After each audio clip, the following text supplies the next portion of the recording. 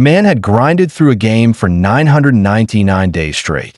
But the moment he stood up, he realized he was no longer at home. He was inside the game world. Before this, he had once been a special forces soldier. Tired of the dull city life, a game called Picard became his only lifeline. Just as he was about to clear it, a mysterious call came in. The caller knew his every move. Terrified, he quickly shut off the game. When he opened his eyes again, he was no longer himself, but the in-game character, Adria's Cromwell. An orphan from a fallen noble family, the worst of the Academy's students, forever shrouded in the shadow of death. In this world, everyone had only one mission: slay monsters and hunt down forbidden mages. When the truth about Karen being a necromancer was exposed, he was executed immediately. And, as his adopted disciple, Adria's was also marked for death. Before the story even began, his only option was to escape Karen's grasp and avoid the eyes of the protagonist's party. The scene shifted to Rodran Academy, the Empire's most prestigious school. Every promising talent came here to study. And hidden in plain sight, Karen the Necromancer lurked within these very halls. On this day, Adria's found everything about this place strangely unfamiliar. He couldn't even remember where last week's documents were, making Karen snap. Idiot! Can't even keep track of last week's files. Necromancers studied the forbidden arts.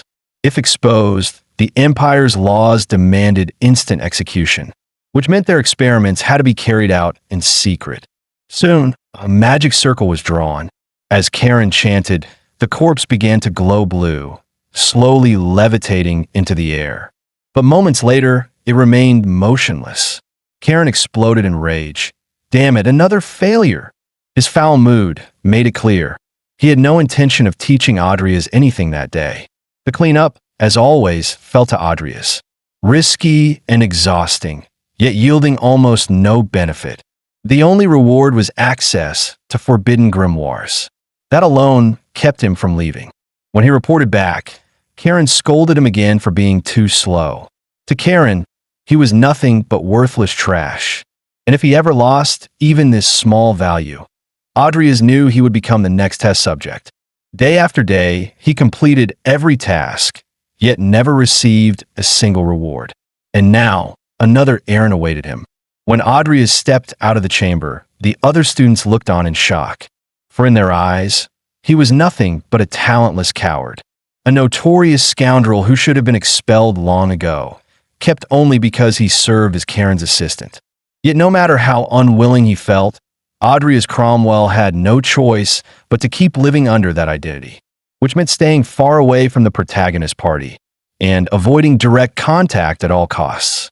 But could Adria's really clear this world like a game? At this moment, he had no choice but to grow stronger before the story began. Next came the time for him to obtain 2 traits belonging to a necromancer. He opened the attribute panel, where every stat from the game appeared before him. Data he already knew by heart, so he had to choose one that matched a necromancer. And then, an option he had never seen in the game caught his attention: evolution. Its meaning was clear: to keep raising the level of a creature. If his summoned undead could evolve continuously, he wouldn't need to hunt for stronger ones. Without hesitation, he pressed confirm. He couldn't help but wonder what kind of future this would bring him. But one thing was certain: he had to clear this world as Adria's Cromwell and keep on living. The scene shifted, bringing him back to the dormitory. Adria's had been just a low-level villain in the game, but living it firsthand, he realized he was practically useless. He hadn't even mastered a single elemental spell. He couldn't afford to waste time. He had to gain the ability to protect himself before the story truly started. Because here, beyond Karen, countless others could kill him at will. The danger was no different in this underground chamber. After yesterday's observation, he confirmed that a vampire was imprisoned here. In the game, vampires were not only able to walk freely under sunlight, but also wielded powerful magic. She was not the kind Karen could capture easily, for she was as strong as a mid-game boss. While Adria's was studying necromancy, she suddenly spoke to him. She had noticed how cautious he had been toward Karen recently, acting less and less like the Adria's she remembered. Because of that, she believed he would set her free and even promised not to kill him. But could a highborn creature like her truly keep her word to a human? If he betrayed Karen now, things would spiral out of control. He decided to first study more about vampires before making any move.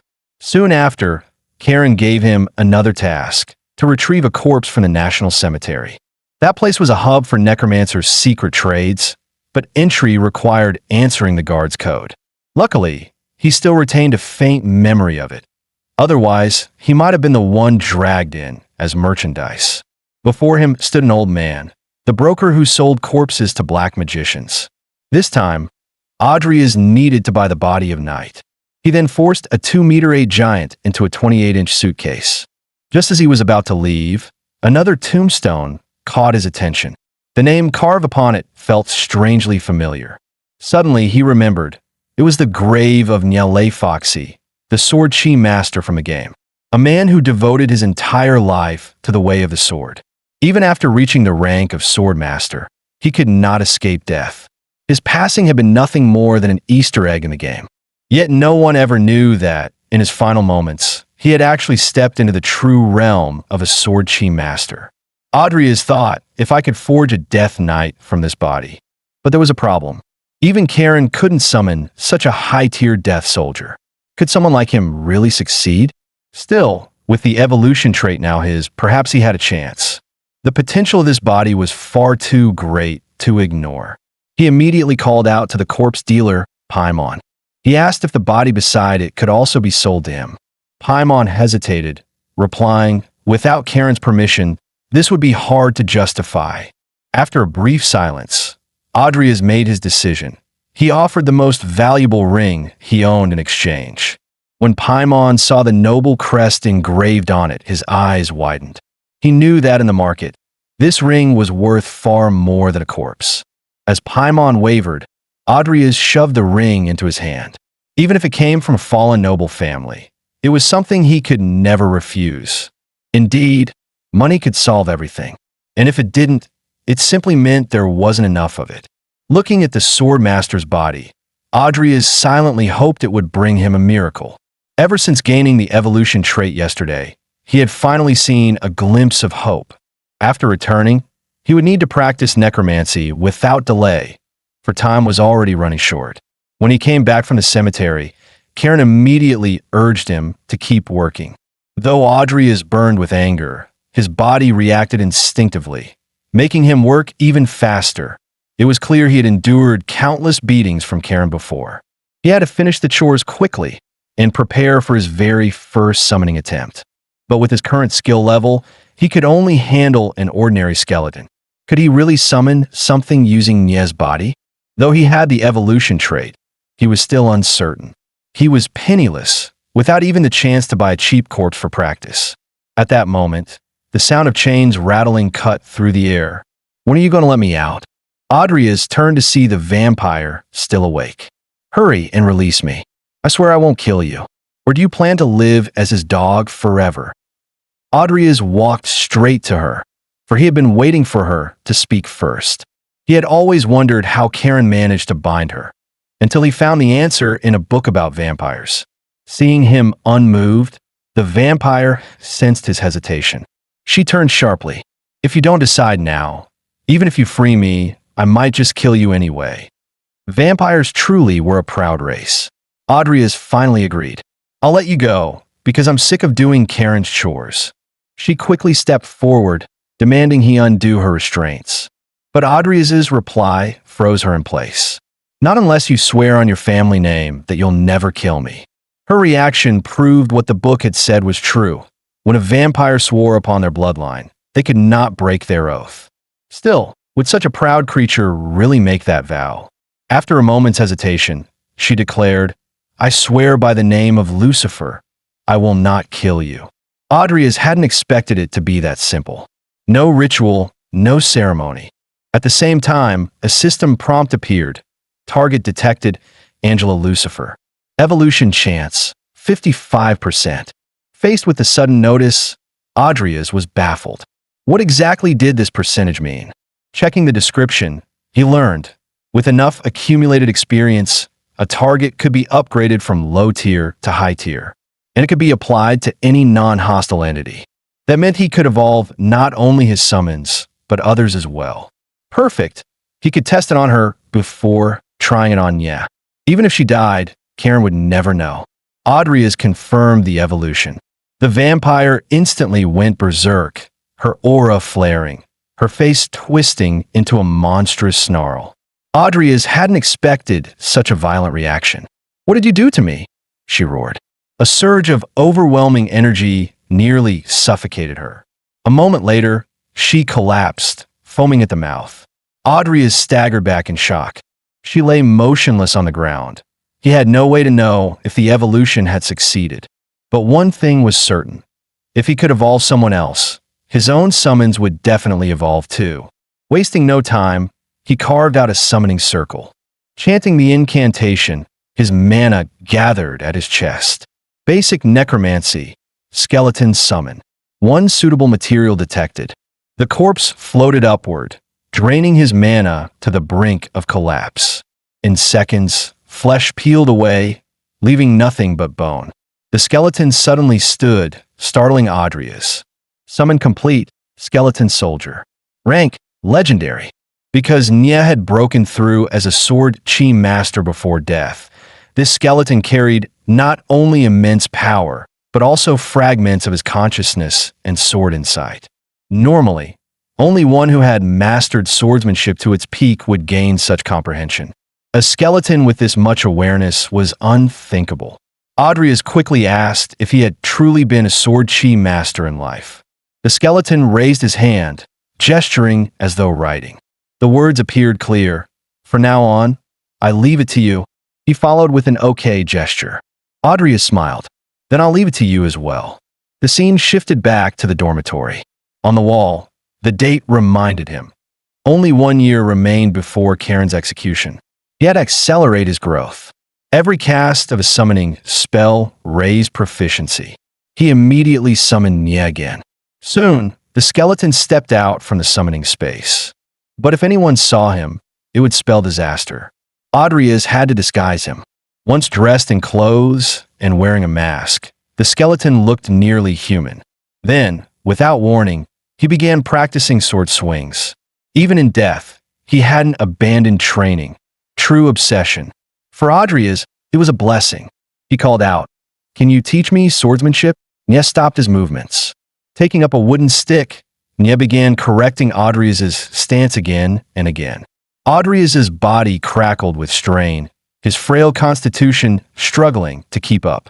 Fortunately, Nya taught with patience. Truly worthy of being a sword chi master. If Audrey trained under him properly, perhaps he too could wield sword chi.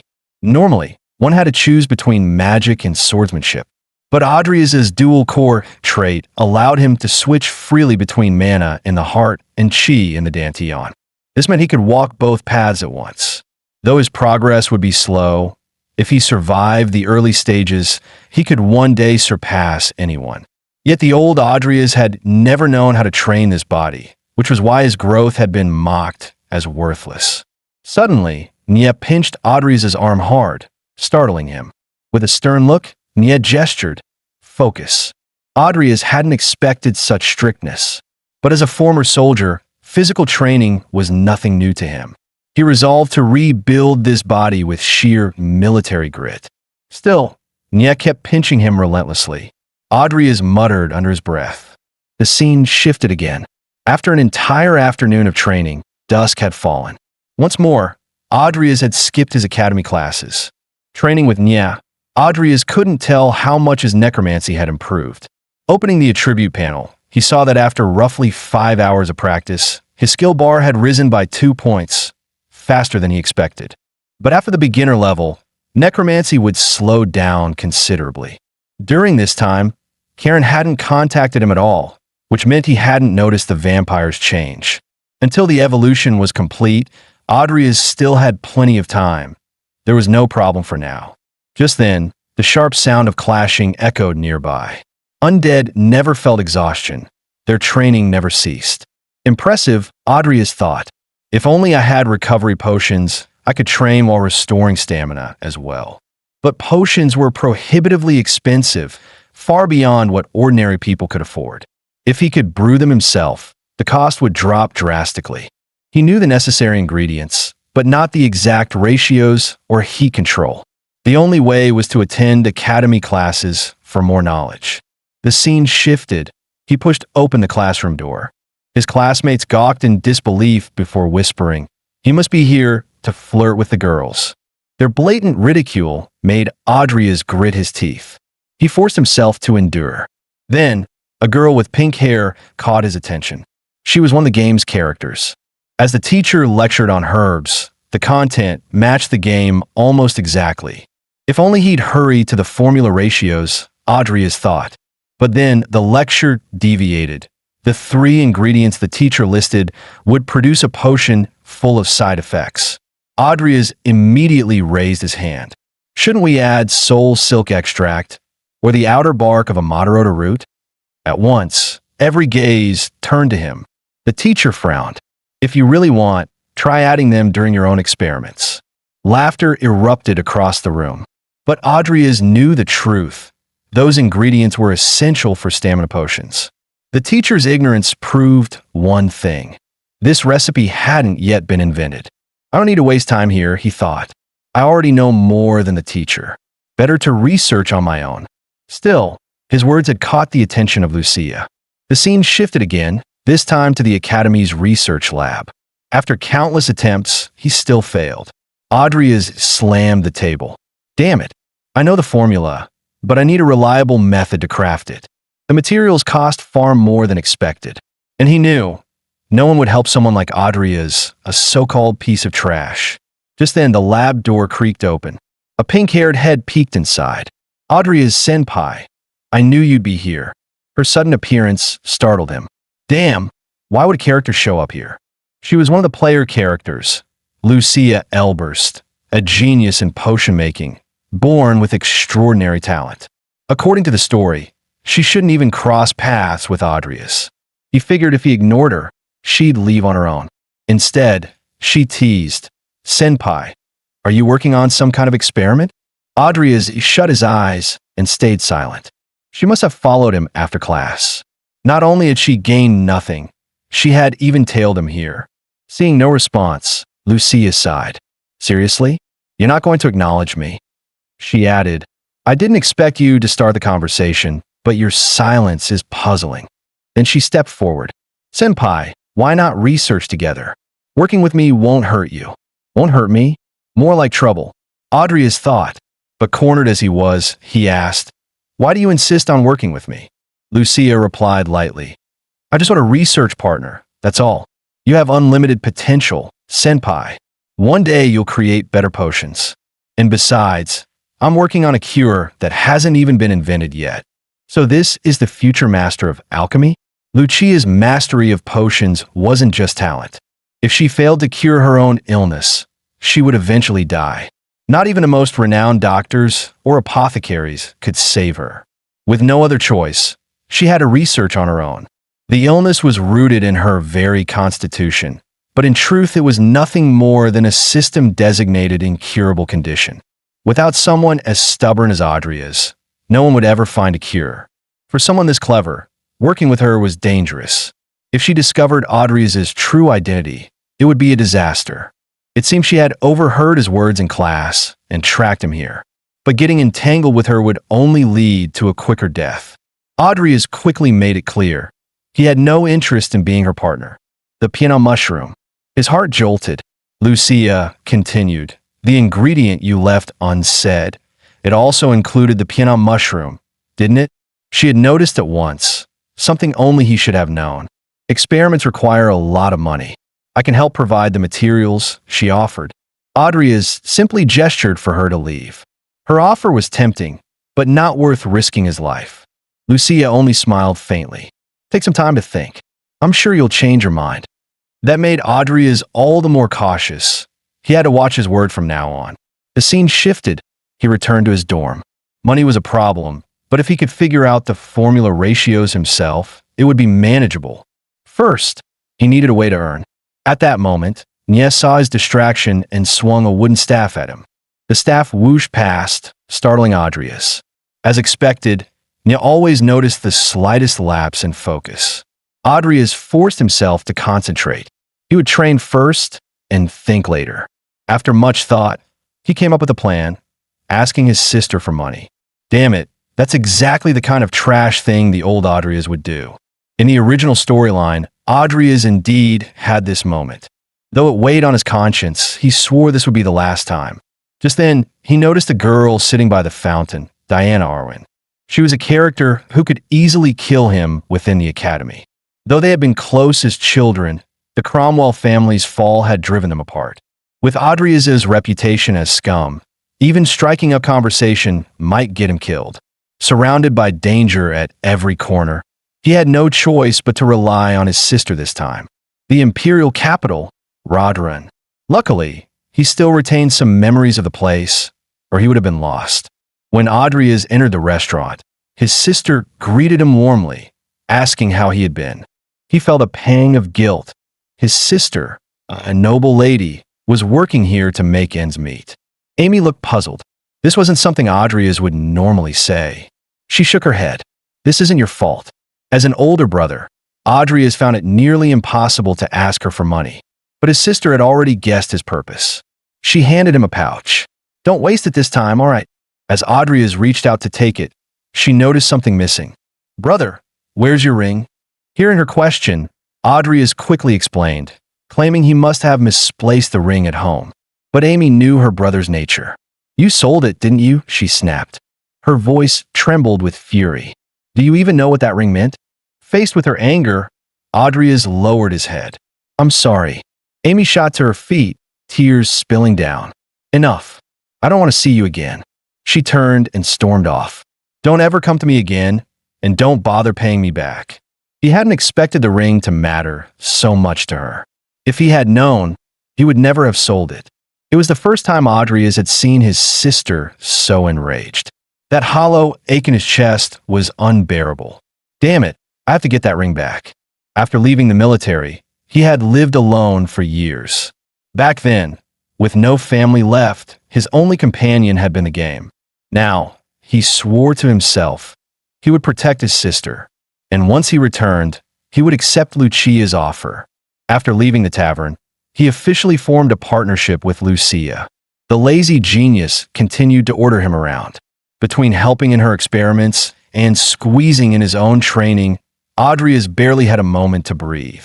Still, with her assistance, progress came faster. Yet somehow, it felt like he was the only one actually working. But she truly was a prodigy of alchemy.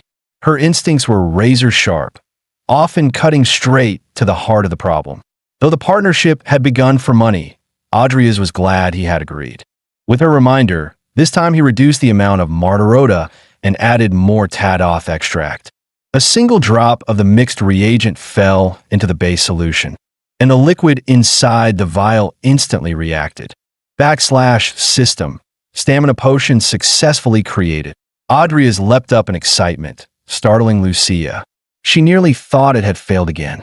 He stared blankly for a moment, hardly believing it. Success, at last. For now, the potion trials were complete. Another notification appeared / talent potion acquired. Evolution chance, 32%. Adrius frowned. Not just beings, even traits could evolve. Did that mean anything could advance once it reached a certain threshold? But with only 32% chance, lower even than the vampires, it wasn't safe to attempt yet. He would wait. Lucia suggested they could submit the formula to the Potion Review Council. Then I'll leave that to you, Miss Lucia, Adrius replied. She grinned. Since you've been taking advantage this whole time, I'll handle it myself for once. Adrius froze. So she really had been slacking on purpose. Scene shift. Elsewhere, Angela remained frail. The evolution countdown still showed 14 days remaining. Her whole body felt like it was burning, but instinct told her this was a good sign. Soon after, the Academy's midterm exams arrived. Even on the train ride there, Adrius crammed as much study as he could. So much had changed recently. Potion registration was left to Lucia, and he trusted she would handle it. Through dedicated training, both his magic and swordsmanship had advanced significantly. The only issue now, passing the midterms. Failure meant expulsion. He also needed to check on Angela and craft a convincing excuse for her long coma. Meanwhile, classmates speculated about their team assignments. Groups were randomized. For prodigies like Diana, it didn't matter who they were paired with. For ordinary students, however, being placed with Audrey's was a nightmare worth praying against. Even Diana, when her gaze fell on Audrey's, felt a faint tremor in her chest. With the train's arrival, everyone disembarked at the Auckland training grounds. Teams were announced, each consisting of 3 knight students, 1 mage, and an assistant instructor as captain. They would have 1 week to complete a mission. When Audrey saw his assigned team, he froze. You gotta be kidding me. Beyond him and Karen, the academy had plenty of antagonists, and somehow 2 had landed in his group. The first was Cha-Cha Jepri, the very first enemy the player fought in the game. The second, the madwoman responsible for a mass killing incident at the academy, Vivian Belloca. Just his luck. Stuck with those 2 lunatics? Was his fortune really as cursed as the trash character he inhabited? At that moment, one of the warriors called out, "I'm Christoph, your teammate." His first words were a provocation. "So, I hear you're a nobody mage, who also dabbles in swordsmanship." Audrey is seethed inwardly. Who the hell said mages can't wield swords? The awkward silence broke when Cha-Cha spoke up. "Forgive him. Knights aren't known for their social skills. Please don't take it to heart." Audrey is groaned internally. A zealot, a lunatic, and a third-rate knight. Soon the assistant instructor arrived. But to Audrey's despair, even the TA assigned to them was notorious. This had to be the worst lineup in game history. Put together, they didn't even make up 1 functioning brain. Could Audrey possibly survive this? The scene shifted as the group embarked on their assignment. Inside the carriage, the assistant instructor introduced himself. "I am Ivy Clare, overseer of Squad 9. Other than the fact that he was soon to become the youngest sword aura master in history, Audrey knew nothing about him. Compared to his in-game portrayal, Ivy seemed even more of a rogue. His strength was undeniable, but Audrey suspected his personality would be a liability in completing the mission. Ivy then produced the mission dossier and handed it around for everyone to review. The report detailed their task, to investigate a village within Baron Balric's territory. Rumors claimed the village's landlord had been murdered. 2 weeks earlier, an investigator had been dispatched, but he too had vanished. Their mission was to uncover the truth. At that moment, Vivian sneered at Audrey's. "Seaweed Head, I heard you've been pretending to be a knight. A frail little mage trying horse dances? Hilarious." Audrey cursed inwardly. He wasn't about to take orders from a meat-gnawing lunatic with anger issues. Cha-Cha quickly stepped in. "Calm down, everyone. Peace brings fortune." The scene shifted to evening as the group reached the Baron's domain. Staring up at the Grand Castle, Audrey thought, for a Baron, this level of wealth is unusual. They were greeted by Baron Balric himself, who explained the situation. The village landlord was his nephew, technically a baronet, but without family. That was all the Baron offered. Suddenly, the butler interrupted, whispering something privately to his lord. Watching from a distance, Audrey found their behavior suspicious. Were they hiding something? The Baron soon excused himself, citing illness, leaving the butler to handle arrangements. Ivy, however, declared that the mission was urgent. There would be no time wasted staying here. As they departed, Audrey kept his eyes on the butler, noticing his unsettling gaze. Outside the castle, Ivy confronted him. "Why did you insist the squad leave?" "I expect a proper answer." Audrey explained that too much seemed wrong. The Baron had been unnaturally calm about his nephew's disappearance, and even more suspicious regarding the missing investigator and tax officer. After all, a month had passed since the investigator was sent, yet no word had returned. But the butler's behavior was the strangest of all. He had urged them to stay the night, claiming they wouldn't reach the village before dark. When they refused, his expression looked almost like disappointment at a failed plan. And during his exchange with the Baron, Audrey had noticed trembling muscles, quickened breathing, nervous gestures, all signs of people concealing the truth. Something was definitely wrong. The squad continued straight toward the village to begin their investigation. Yet as the carriage drew closer, Adrias felt a strange throb in his chest. His mana was restless, surging more violently the nearer they came. Something was happening in the village. Suddenly, the carriage jolted violently as its speed increased. Looking out, they saw the coachman lashing the horses wildly. The wagon was out of control. Ivy barked in order to prepare for impact, kicking the door open. His eyes widened at the sight ahead. Damn it, too late. Brace yourselves. The runaway carriage slammed through the village gates and only stopped at the central fountain. Crawling from the wreckage, they looked around. The villagers' movements were bizarre. This wasn't a dance. It was a ritual, occult ceremony. Kristoff turned to Adrias, panicked. What's happening to them? He was the team's only mage. Adrias felt it too. This wasn't a simple mana disturbance. Even his own hidden core was reacting. Damn, it's black magic. Suddenly, a child lunged at them like the undead, only to be struck down instantly by Vivian. She realized with alarm that the boy's strength was monstrous, far beyond that of a normal 6 or 7-year-old. Cha-Cha examined him and found his feet torn and bloody, as though he had been jumping continuously for a full day. This is a curse, Adrias thought grimly. Could our mission really be tied to it? Kristoff frowned in confusion. The landlord disappeared a month ago. If these villagers have been dancing since then, they'd be dead by now. Adrias nodded. Exactly, unless someone has been keeping them alive, managing them somehow. Ivy scratched his head in irritation. This is turning into a major case. Adrias thought carefully. In the original game, he wasn't supposed to die here. He would have stayed at the Baron's castle, following the butler's advice. And in that single night, the Baron would have erased all evidence. But because the squad came straight to the village, everything had changed. The situation had grown far more dangerous. Adrias felt the mana saturating the air. It was almost identical to Karen's. To affect such a large area, there had to be some artifact amplifying the magic. Yet their information was too limited. They needed more clues. The scene shifted as they arrived at the village chief's house. Several corpses burned in eerie flames at the doorway. Ivy kicked the door open, and the group entered in full alert. Inside, no living soul remained, only bodies strewn across the floor. Judging from their condition, they had died of exhaustion, not decay, as if their life force had been drained away.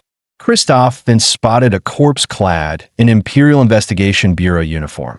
By the state of decomposition, it had been there at least a month.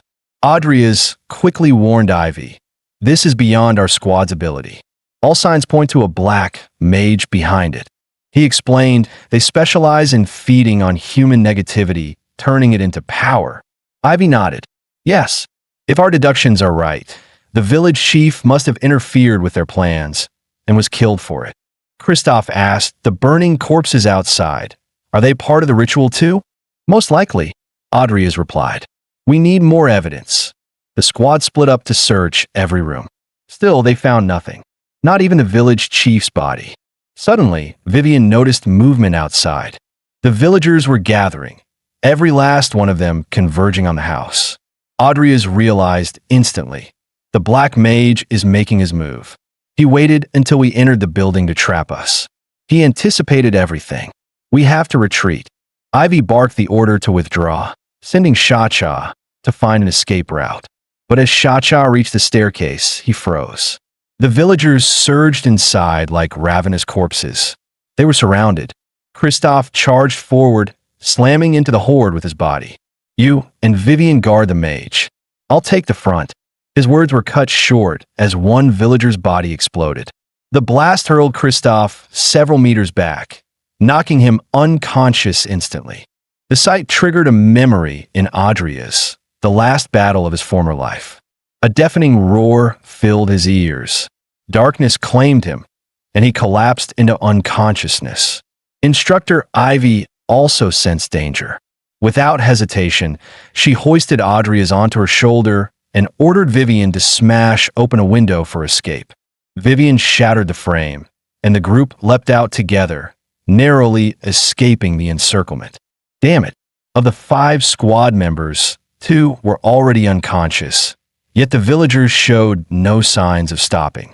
Adrias soon regained consciousness and immediately cast a delay spell. As the villagers slowed, he followed up with an earthen spell to hinder them further. Ivy called out, "That won't hold them. Track the source of the mana instead." He's recklessly channeling his power. At once, Adrias activated magical detection, following the flow of energy through the villagers' bodies. A surge of mana was leaking from one of the houses, his senses expanding outward. He locked onto the source and muttered coldly, "Found you." Ivy accelerated and dashed toward the location. But her speed was too great. In an instant, she vanished from sight, leaving the others behind. By the time the squad reached the spot, their every move was already under the Black Mage's watchful eye. Ivy kicked the door open and stepped inside, finding clear signs of recent activity. They had indeed come to the right place. Suddenly, a magical barrier flared up, separating Ivy from the rest of the squad. Adrias's face darkened. "Damn, it's a trap." At that moment, Ivy heard a familiar voice. She spun around, and there stood her sister. Outside the barrier, Adrias struggled to dispel it, but the opposing mana was far beyond his reach. "Damn it," a hollow voice echoed in his ears. "Look at you, so pitiful, like a moth to the flame." Adrias raised his head to see a massive formation spanning the entire village. Terror gripped him. How can he command so much mana? The voice returned, "Do not despair. This is the will of God. Surrender to Sloth." The name struck Adrias like a thunderclap. Sloth? Why now of all times? In the game Packard, one of its core elements was the 7 deadly sins. These sins, separated from the revelation itself, had been scattered across the world. Gather them all, and the final boss could be summoned, the most critical element of the story. Yet here, in a remote side-quest village never even mentioned in the main storyline, Sloth had appeared. Adrias knew he could not handle this alone. He needed to regroup with the others. With a sliding maneuver, he burst through the villagers' ranks, breaking free. Elsewhere, Vivian had gone berserk, striking friend and foe alike, clearly trapped in a torturous illusion. Cha-Cha, however, stood at a distance, observing coldly, unmoved. "What's happening to her?" Adrias demanded.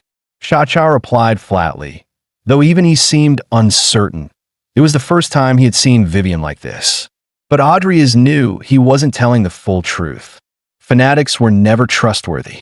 To abandon a comrade injured while protecting others, disgraceful. If Cha-Cha wanted to put on a performance, Adrias would play his part as well. He informed him bluntly, "This is a trap. Captain Ivy is already caught in it." Just then, the hollow voice rang out again. Even Cha-Cha stiffened in shock. The Black Mage was close, likely hiding near Ivy. Cha-Cha seized the excuse, claiming concern for the instructor, and bolted. Adrias saw through his intent, but at least it was better than betrayal. The real problem was Vivian. Her frenzy was clearly triggered by black magic, and if he made one wrong move, he too would be dragged down with her. At that moment, 2 villagers lunged from behind. Adrias's heart tightened. Vivian could never dodge in time. Yet her speed defied reason. With a swift turn, her blade pierced straight through the attackers, not only evading, but countering. What a waste. I hadn't wanted to spend materials this way. Corpses aren't cheap to come by. Adrias sighed inwardly. The Black Mage appeared at his back, sneering. "What will you do now? The only one still sane has already fled, but I never counted on him anyway." He studied Adrias's composure, astonished. To remain calm in such peril. "I don't know where your courage comes from." "Very well. I shall grant you a trial." In an instant, Adrias felt himself falling into an abyss. Damn, I let my guard down. When he opened his eyes, he was inside an illusion, his hands slowly dissolving. His body followed suit. Am I going to die here? Suddenly, his vision cleared. He was back on the battlefield, as if waking from a nightmare. Explosions thundered all around. He grabbed his rifle and ran, head splitting with pain. Then he froze. Amid the smoke and flames, a lone figure stood still. Upon seeing him, the man shouted hoarsely, "Run!" It was his comrade Chun Hao, barely clinging to life. Yet Chun Hao's face blurred, merging with that of Audrey's father. His father pressed the Cromwell family ring into his hand. "With this, you are the head of House Cromwell." Wrongly condemned by the Empire, his father's fall had left Audrey's and his sister orphans. "Take care of your sister. Live happily together." The figure faded into nothingness. Outside, the masked black mage sensed something was wrong. By the time he reacted, it was too late. An arm burst through, shattering the curse. The illusion fractured like glass. "You damn wretch," the masked man roared. "Impossible! Someone broke my curse of sloth?" Gao Chun and Audrey's Cromwell had fully synchronized. His combat instincts surged awake. So the curse of sloth was merely a trick to exploit hidden fears. Or rather, the caster was simply too weak. Furious, the black mage hurled a spear of pure darkness. Audrey's sidestepped effortlessly, the strike grazing past. His unique constitution rendered the barrier nearly useless against him. Snarling, the mage unleashed a flurry of attacks, all deftly evaded. He's not that strong, but without necromancy, he's troublesome to deal with. Audrey calculated quickly. He dashed into a deserted alley, preparing forbidden arts. The masked man narrowed his eyes, suspicious. "You'll know soon enough," Audrey muttered, beginning a necromantic summon. System prompt. Detected 23 corpses nearby. Mana insufficient. Maximum summon. 9 skeletons. 9 skeletons clawed their way from the ground. The mage faltered. "A necromancer? Has the church already caught on to us?" Audrey noted the misunderstanding and chose to exploit it. "By the church's order," he declared coldly, "I reclaim the fragment of sloth." The mage scoffed and lunged again. The skeleton soldiers clashed with him, but were crushed within moments. Audrey raised an earth shield to block the assault. Using the cover, he secretly summoned Nye. "So that's your trick?" The mage sneered. Nye seized a long sword, unleashing a burst of sword aura that shattered the wall and obliterated the dark spear. The mage recoiled in shock. "A skeleton broke my spear of darkness?" No longer holding back, he unveiled the fragment of sloth in his hand. Audrey's chest tightened. That artifact spelled true danger. At that moment, a massive black hand struck Nye's skeleton backward. The magic coalesced into a dark tome. This was the fragment of sloth. With the artifact's power, the masked mage's strength surged. Countless black hands erupted from the earth, overturning the battle in an instant. "To think I must expend my hard-won power of sloth on the likes of you. You shall pay with your life for ruining my plans." Though Audrey could endure the speed of the attacks, closing in for a killing blow was impossible. Only Nye's skeleton had the swiftness to complete the task. Suddenly, the masked mage accelerated, focusing most of his strikes on Audrey's. At that moment, a blind spot appeared in his vision.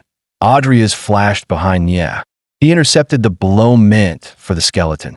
As the smoke cleared, Audrey's was still standing tall.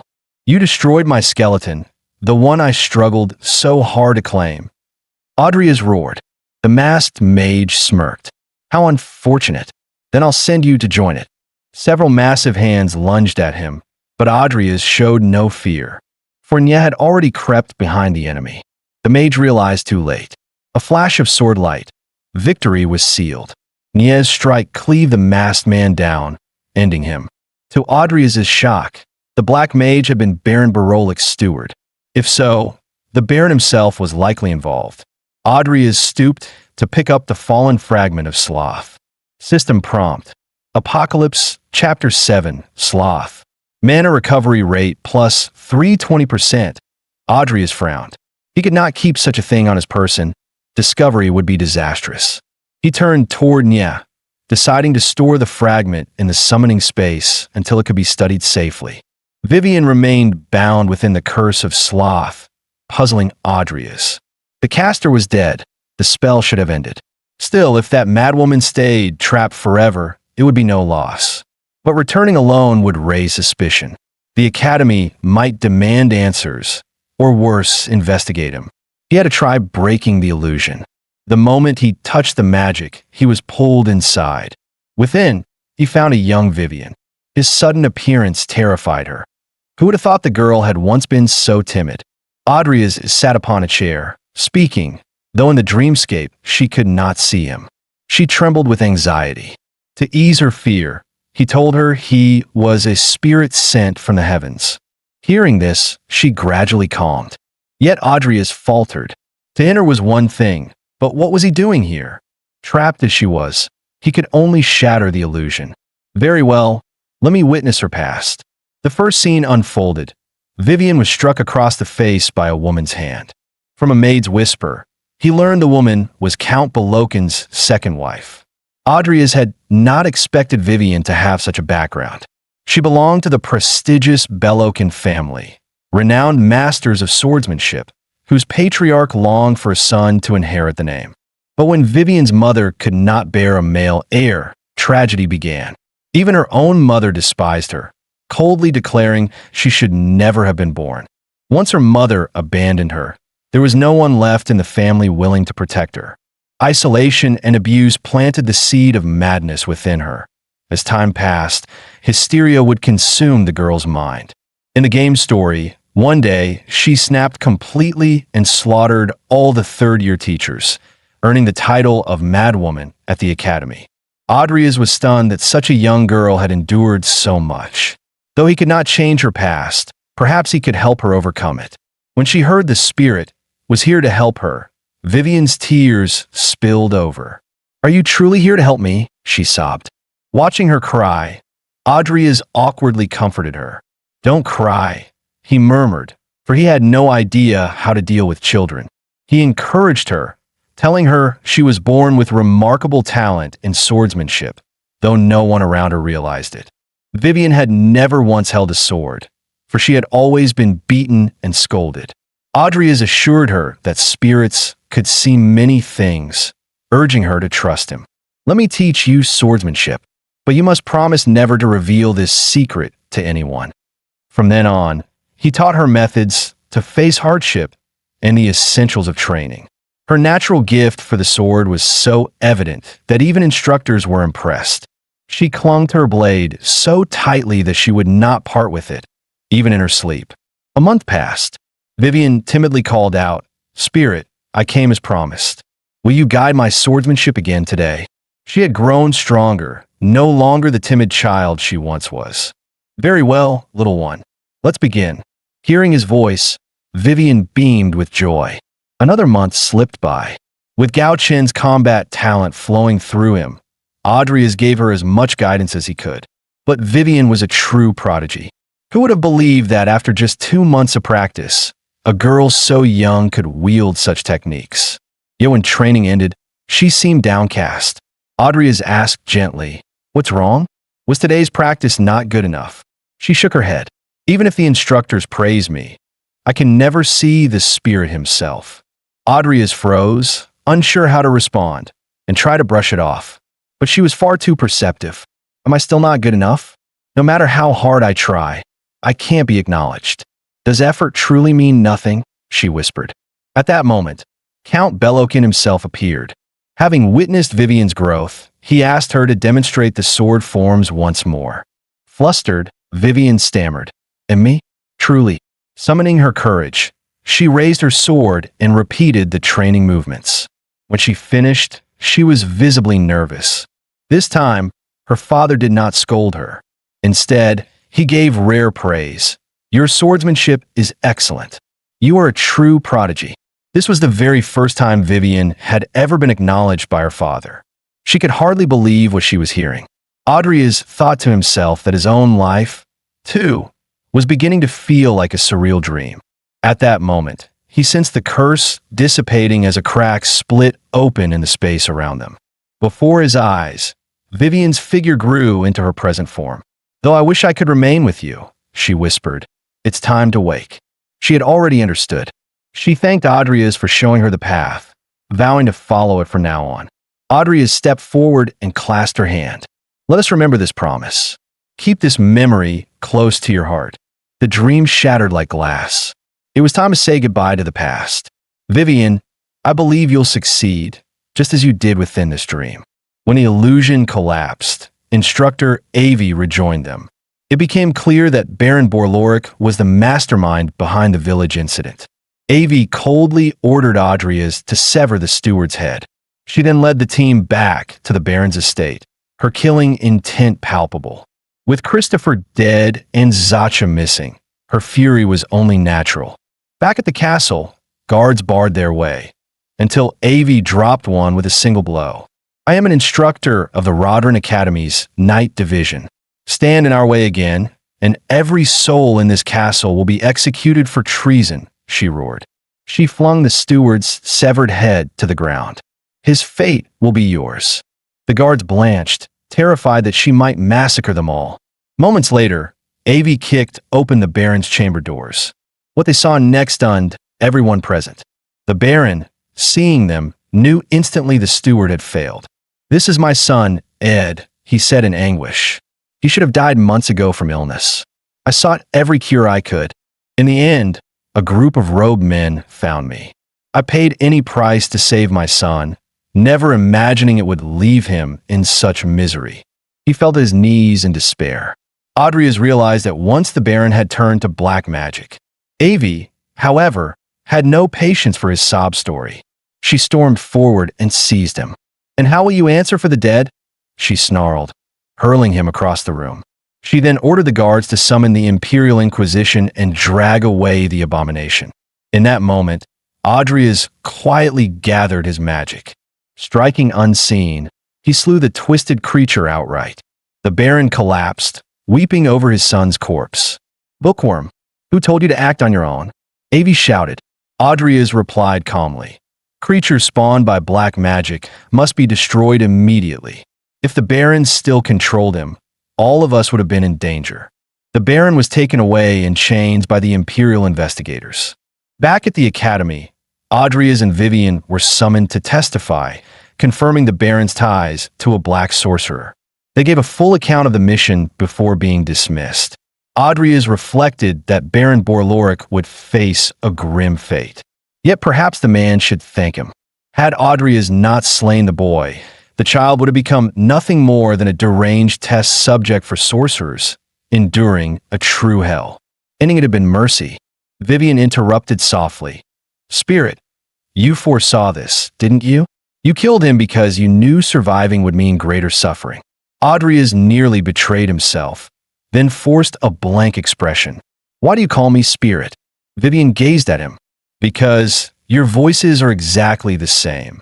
At that moment, Lucia interjected. "Instructor Avi's squad has destroyed the Black Mage. Full marks on the mission, and an Imperial commendation besides. You're famous now." But Adrias longed only for a quiet life. Fame was nothing but a burden. At the mention of prize money, Lucia's eyes sparkled, the little glutton leaping up. "You're treating me to dinner." Adrias quickly reminded her the reward wasn't his alone. Only then did she notice there were others present. He introduced them. "This is Vivian Belcar, a third-year student of the Night Academy." Lucia grinned. "Doesn't matter. You've got money now. Use it for a feast. Let's celebrate our potion success. See you at the Mage Tower tomorrow." The next morning, Adrias staggered under the weight of a sleeping girl on his back, trudging toward the tower. He cursed inwardly. We agreed not to be late, and I trusted her words. Lucia still slumbered. It was her condition. Without medication, she would one day never wake again.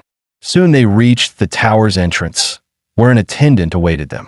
Inside, the Mage Tower was a labyrinth of warped spaces, its design echoing steampunk machinery.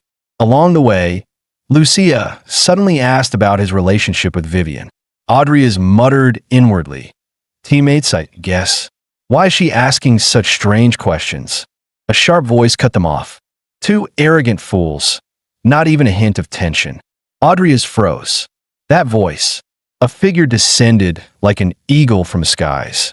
That aura of sanctity could belong to none other than Bartlewin, Tower Master of Rodrin. He surveyed them with cold eyes, his son beside him wearing the same stubborn expression. Bartlewin was not only the head of House Arwen, but also the current lord of the Mage Tower. For the Tower Master himself to appear, it could mean nothing good. His mocking words were a blatant provocation. Audrey seethed. Bartlewin sneered. So, Hollington raised quite the daughter. His gaze lingered on Lucia. From now on, I'll be in charge of this matter, he declared, unleashing a surge of power. Spatial teleportation magic. The construction of such a spell was immensely difficult. In the game's lore, only a handful of characters had ever mastered it. In a blink, they arrived at the audit hall, where examiners paled at the Tower Master's sudden appearance. Bartlewin asked for details, learning the efficacy check was complete and only questions of production remained. He stepped forward and lifted a vial of potion, intending to taste it himself. As he sipped, he muttered, "Leaves of moher, extract of tato tree, fruit of zaz, pinon mushrooms, missing only sulpi's essence and bark of the Madarota tree." Then he looked at Lucia. "I've heard the rumors, but I didn't expect someone so young to produce this." He nodded, granting them passage. But his eyes hardened. "And why is the little Cromwell brat here?" Audrey's heart sank. The old fox clearly doubted him. A formula written on paper wasn't enough proof of his contribution. Suspicion gleamed in the Tower Master's gaze. Lucia stepped in. Without him, this potion would never exist. Most of the work was his. I only offered small assistance. Bartlewin still looked unconvinced. "Very well. Show me your true ability." With a snap of his fingers, they were teleported to the potion laboratory. Demonstration is proof enough. Audrey has approached the intricate apparatus, carefully weighing his options. Using unfamiliar equipment would invite failure, so he chose the tools he had mastered. 5 minutes later, Bartlewin tasted the potion again, acknowledging Audrey as a skill. Yet he pressed further. "Why add sulpi's extract?" Audrey has answered evenly. "To neutralize side effects and boost efficiency. Most failures occur when a mixture produces instability." The Tower Master's expression darkened. He tore away the blindfold from his eyes. "It's been years since I last saw you, but the boy I remember could never achieve this. Who are you really?" His gaze was razor sharp, piercing straight into the soul. The others looked on in bewilderment. Audrey, however, had anticipated this. In the game, Bartlewin was always meticulous and suspicious. Not even Eagle Eyes could reveal his true secret. Audrey sneered. "Are you jesting, Lord Arwen? I am Audrey Cromwell, the very worm you mocked so often back then." Bartlewin faltered, then allowed himself a thin smile. "So that's it. The little brat has grown into someone interesting, hasn't he?" Then came the wager. If Audrey Cromwell could brew a brand new potion within the year, all of House Cromwell's debts would be erased and one additional wish granted. But if he failed, he would be expelled from Rodden Academy. It was clear the man still wanted to help House Cromwell. Audrey accepted the bet without hesitation. As the heir of his fallen house, there was no way he could refuse. So arrogant, but can you actually do it? Watching Audrey's growth, the man saw the shadow of an old friend. He was eager, longing to witness a miracle again. "Then I'll wish you success." Elsewhere, as the countdown ended, the vampire's body finally stirred. She felt the surge of power within and was baffled. With a mere flick of her hand, the cage that once held her shattered to pieces. Power she had never possessed before. The only reason must have been that man's oath. She found Audrey fascinating. What kind of power does he really have? "Very well, let's see if I can kill you myself, Audrey." With the potion matter settled, Audrey no longer had to worry about money. Now, he had to focus on training. The problem lay with the leaf of sloth. No matter how he thought, he couldn't find a way to benefit from it. Better to exchange it for something useful now. Looks like it was time to make use of Karen. With exams over, he should report back. On the way to Karen's residence, Audrey felt uneasy. Someone was tailing him. Yet scanning the streets revealed nothing. Was it an illusion? But instincts were rarely wrong. Indeed, someone's eyes were fixed on him. Angela smirked. "Found you." The scene shifted. Audrey was back in Karen's study. His recent exploits had already become the Academy's hottest topic. Karen stared at the potion in disbelief. This? Adria's made this? So you've been hiding your secret work? Acting like a model student now. Adria shrugged. It was all Lucia's effort. I just took advantage of her. Karen's face darkened. He walked to the bookshelf and pulled a hidden lever. He looked gloomy, a narrow-minded man, one to hold grudges over the smallest slight. Today was not the time to push him. Otherwise, a beating might follow. Let's check on the vampire. They descended into the basement. Karen froze at the sight. The laboratory was a wreck, utterly destroyed. He could hardly believe it. To Adria's, it only meant one thing. The vampire had successfully evolved. Karen grabbed the chains, furious. Damn it, what did you do to Angela's bindings? Adria's feigned innocence. I value my life. I'd never approached that monster. Yet the truth was, he had done everything. Watching Karen's rage, Adria's sneered inwardly. Serves you right. Karen's roar shook the basement, raw and anguished. Yet the sound only delighted Adria's. The scene cut again. Adria's walked alone down the street. It was already late. The leaf of sloth would have to wait. Suddenly, a strand of hair drifted onto his head. Adria's backslash. His heart jolted. Damn it. She's been waiting for me here? Angela raised his chin with a sharp fingertip. What exactly happened? What method did you use? Adria's demanded. Oh, are you saying I didn't keep my promise to release you? You should know the price of defying a family oath. Of course. As a vampire, I know it better than anyone. She smiled, yet pressed further. No matter how hard I tried, I couldn't break free on my own. So I used another method. Her words were laced with bait. Then, she caught a scent from him, something unique. Her eyes widened. The aura was almost sinful. Joy spread across her face. So that's it. Everything makes sense now. Things were getting far more interesting. Before he could react, she seized his throat and slammed him against a tree. Adria's longed to confirm her words, but with too many eyes around, he had to endure. We'll meet again, and the power you gave me, I'll make full use of it. But I don't like owing debts. So here's a gift. Don't worry, it'll only hurt for a moment. After all, you might just be my destined mate. Meanwhile, another piece of news exploded across the academy. A first-year student, Lucia, had successfully created a healing potion. For a freshman, it was unheard of, but what shook everyone most was that the one behind it was Adria's. When Diana first heard, she thought it was a joke. After all, in everyone's eyes, he was a fallen heir, a complainer mocked as the king of worms. Could trash really turn into genius? Diana resolved to see for herself. The scene shifted again. Lucia eyed Adria's bundled-up appearance, confused. He explained it was due to a cold. She urged him to rest in the dorm, but he insisted he needed enough credits to graduate. He could not let anyone see the mark on his neck. Talk of fated partners and unique scents left him completely puzzled. Ever since Angela bit him, she vanished, leaving him burning with heat. In class, the professor noticed his body wrapped tightly. Remembering how Adria's potion had passed the Tower of Mage's trial, the professor grew bitter, especially since his name wasn't on the paper. If you're sick, then go rest in your dorm. Adria's immediately rose. He truly couldn't endure any longer. But just as he left, the professor called out, You know, you can always consult me, your herbology professor. Were you just too shy? Adria's sneered inwardly. This man contributed nothing, yet still wants to share. Time to teach him what respect means. Adria's had always been grateful for the professor's advice, especially regarding soul skin extract and the Martirota hide. As you said, if I add those things, what I'm making isn't a potion, it's soup. But this soup is just too delicious. His words stunned the class. Publicly mocked, the professor's face flushed with rage. Is this how you treat your teacher? Adria's ignored him and walked straight out. Despicable man. You mocked me relentlessly before, and now you want to play tricks again? Just then, a clear voice cut through the tension. It was Lucia. She stepped forward.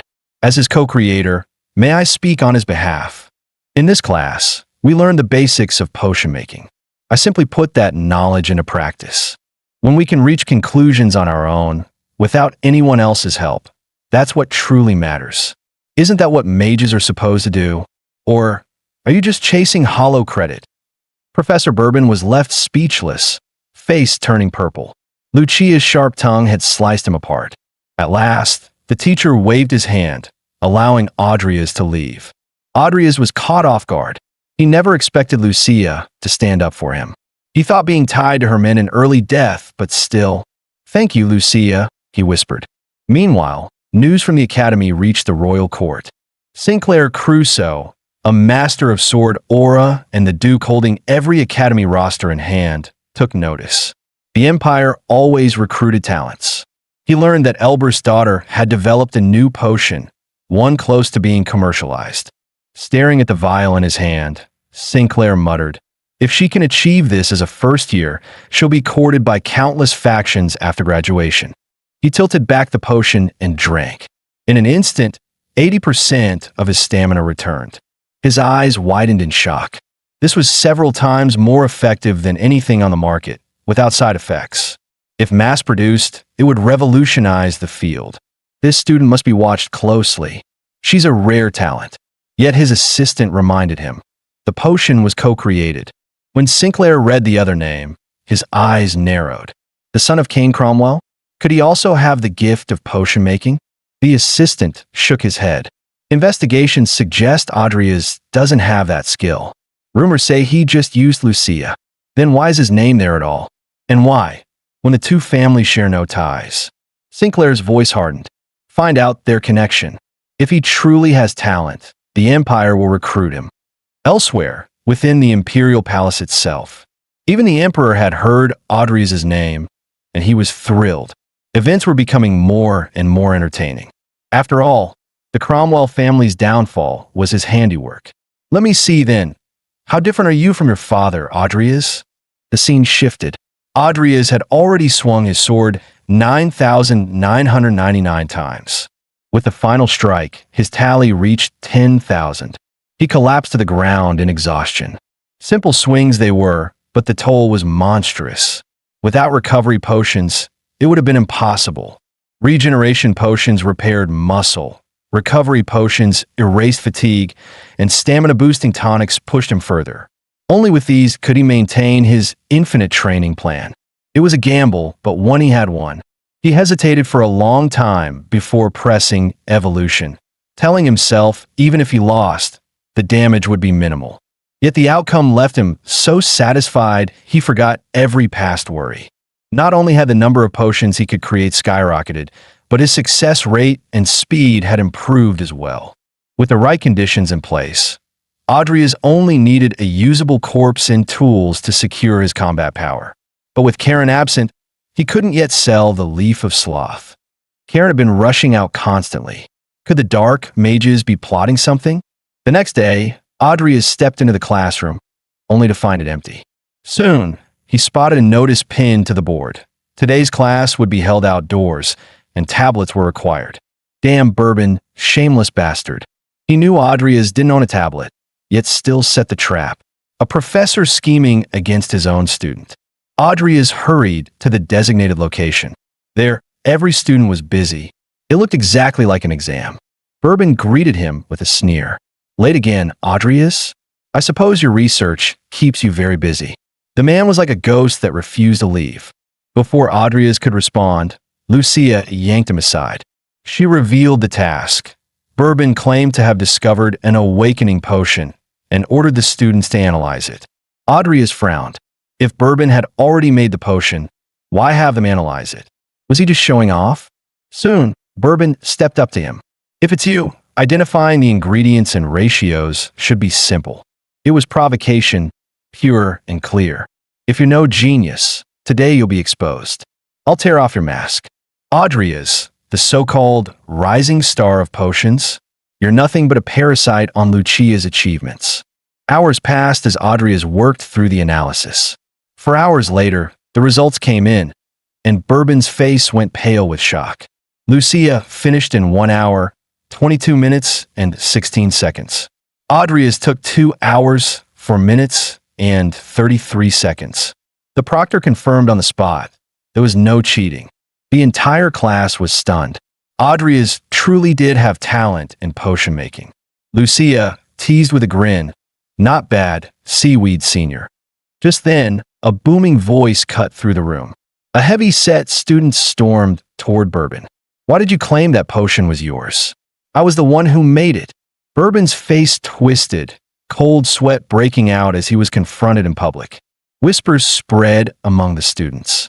None could believe a professor would stoop this low. But to Adria's and Lucia, if it was Bourbon, then it was almost certainly true. Adria spoke up. Professor, I have a question about the potion's components. Bourbon waved him off. Now's not the time. Adria smirked. Why not just prove right here and now that you didn't plagiarize? Bourbon's expression darkened. Damn it. Grav, the fat student, snapped his fingers. Exactly, like in the Tower trials. If it's truly your work, explaining the materials should be effortless. Or do you lack confidence? Bourbon forced himself to stay calm, but professors of Rodran Academy were not so easily fooled. Adria suddenly asked why he had replaced Africa Sun Gold with Hypeman Leaf. Bourbon broke into a cold sweat, rushing to meet the publishing deadline. He hadn't even verified the details. Seeing him hesitate, the chubby student cut in, obviously because the leaf is cheaper. Since this is your research, how could you not know that? Adria threw in several random questions about proportions, and Bourbon stammered through them. Finally came the last strike. Why replace papina powder with a more expensive Dowso beetle? Bourbon froze, while whispers spread across the hall. Could it be true? He had claimed his student's work as his own. His mind went blank, buzzing like a struck bell. Scrambling for words, he blurted, Papina powder causes hallucinations. Even if it costs more, I had to use the beetle. But Grove countered coldly. That's not the reason. When papina powder is heated long enough to brew a potion, it mutates and causes severe stomach pain. Bourbon refused to back down, insisting it was the hallucinogenic effect. Grove recalled how Bourbon once warned him about side effects, but never mentioned hallucinations. Then explained this answer. Grove pressed. Bourbon realized he had just fallen into his own trap. Even the slowest student now understood, and the room erupted with accusations. He had stolen his student's research, disgracing the title of professor. Enraged, Bourbon shouted back, claiming they had all conspired against him and that he would report them instead. But he still hadn't realized the situation. He was finished. Adria's calmly pulled out a black card. If you dare, let Earl Bard arrange a place for you to explain yourself.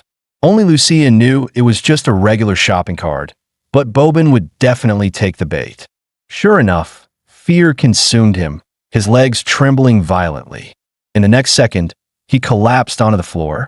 Bart watched everything, his eyes narrowing. A man who dared such acts must pay the price. So bold, to use my name, Bart muttered coldly. Yet when he thought of Adria's research, a spark of excitement lit his eyes.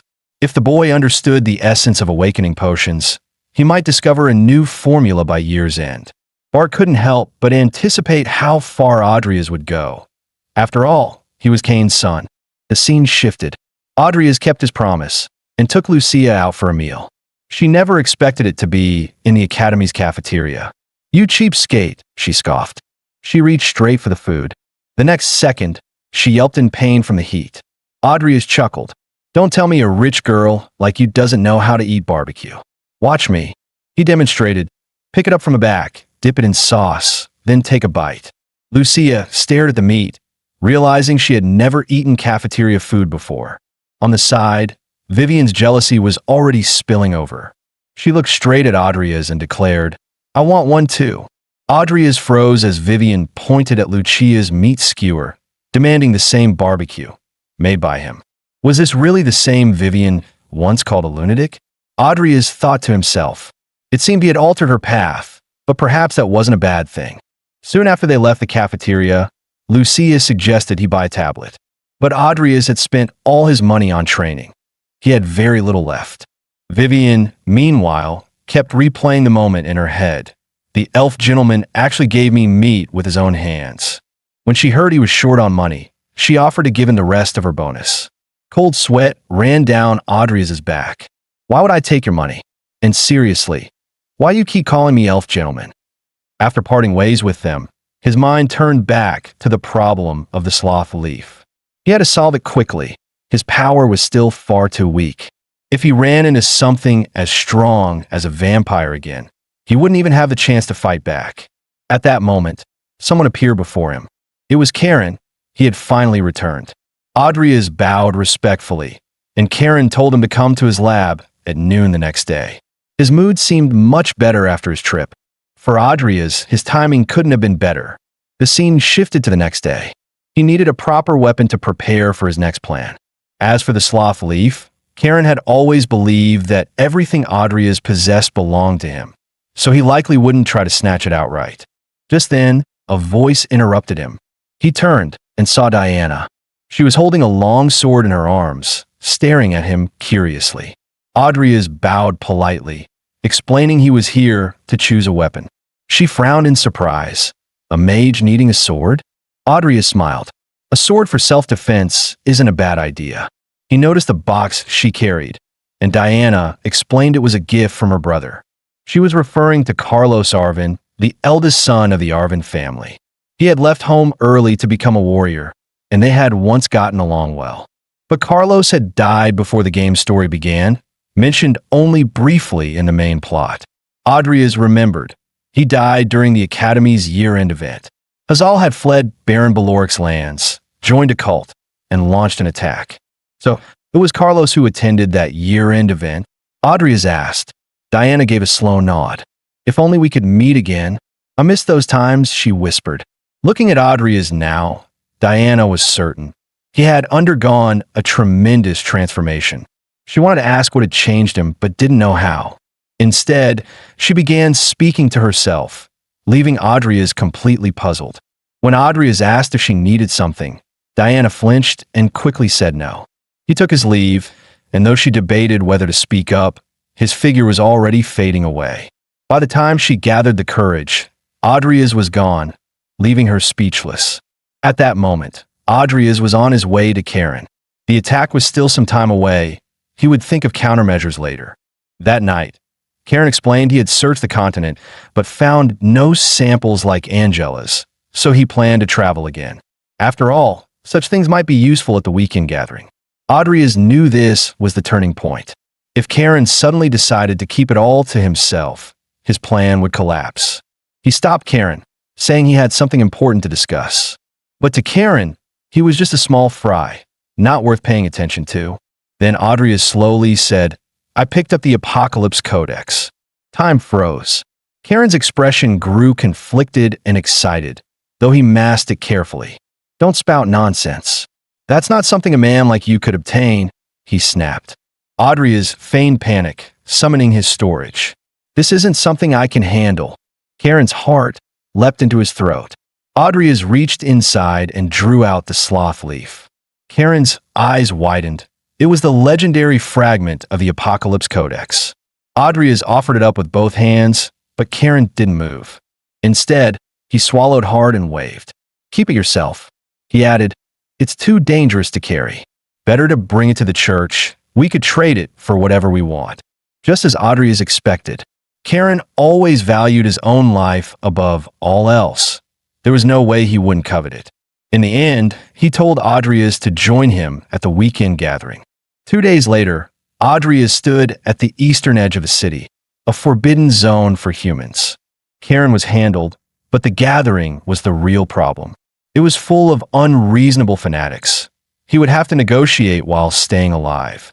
From Karen's look, Audrey's knew he was scheming, planning to trade the sloth leaf for something to fuel his growth, no matter the cost. In Karen's mind, the leaf was already his. He let Audrey's carry it only so he could use him as a shield when the time came. Suddenly, the carriage jolted violently. Then it ground to a halt. Through his skeleton soldiers, Karen saw a man forcefully stop the horses, then pull back his cloak as he approached. Heading to the gathering? Mind giving me a ride? The man asked. Audrey's froze when he saw his face. It was him. Karen dared not refuse, for the man was Saron, one of the 10 strongest on the Yedia continent, a seeker of truth who defied every taboo, known as the demon of pursuing truth. Audrey's heart sank. Their secret, bringing the sloth leaf to the gathering, was already exposed. Karen looked miserable, and then Saron's casual words made him jump. That look on your face, are you displeased with me joining the gathering? Karen scrambled to deny it. His panic made Saron burst into laughter. Relax. I'm not here to steal your toy. I'm just going to the gathering. Audrey sighed inwardly. He had known Saron was mad, but not this mad. Then Saron's gaze fell on him. And you? What's your name? With Karen's nod, Audrey slowly replied. Audrey is Cromwell. Saron's face shifted instantly. Another Cromwell? He exclaimed. Audrey's heart tightened. Why another? Did the Cromwell family hide some secret? Saron sneered at his calm look. Clearly, you don't know a thing. He clapped Audrey on the shoulder and whispered, Here's my advice. Struggle as much as you can. Karen's face darkened, his expression warning Audrey now was not the time to ask questions. Audrey wondered, what exactly was Karen hiding? At that moment, a strange presence appeared in the distance. When Karen probed with his mind, a mass of liquid rose slowly, chuckling with a grotesque JGG. Audrey sneered.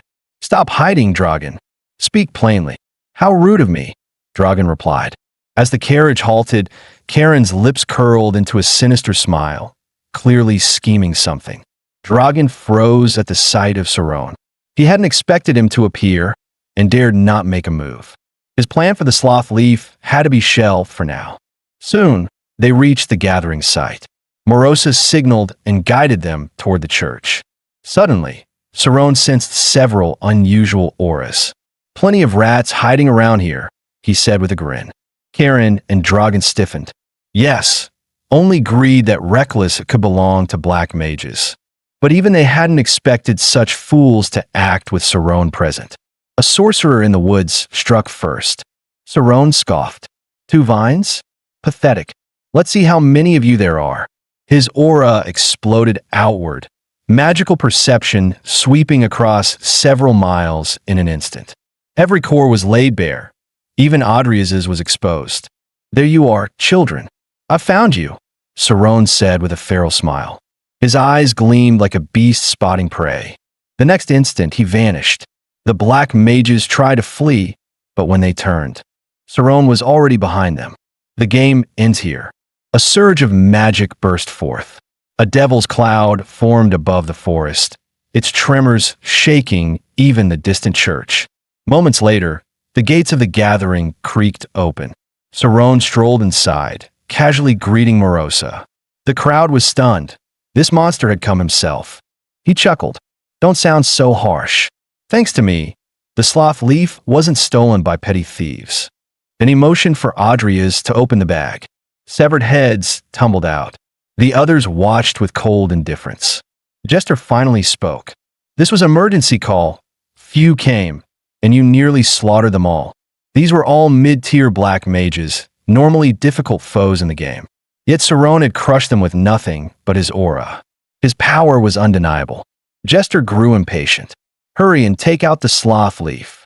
With Karen's nod, Audrey summoned his storage, while Saron studied him intently.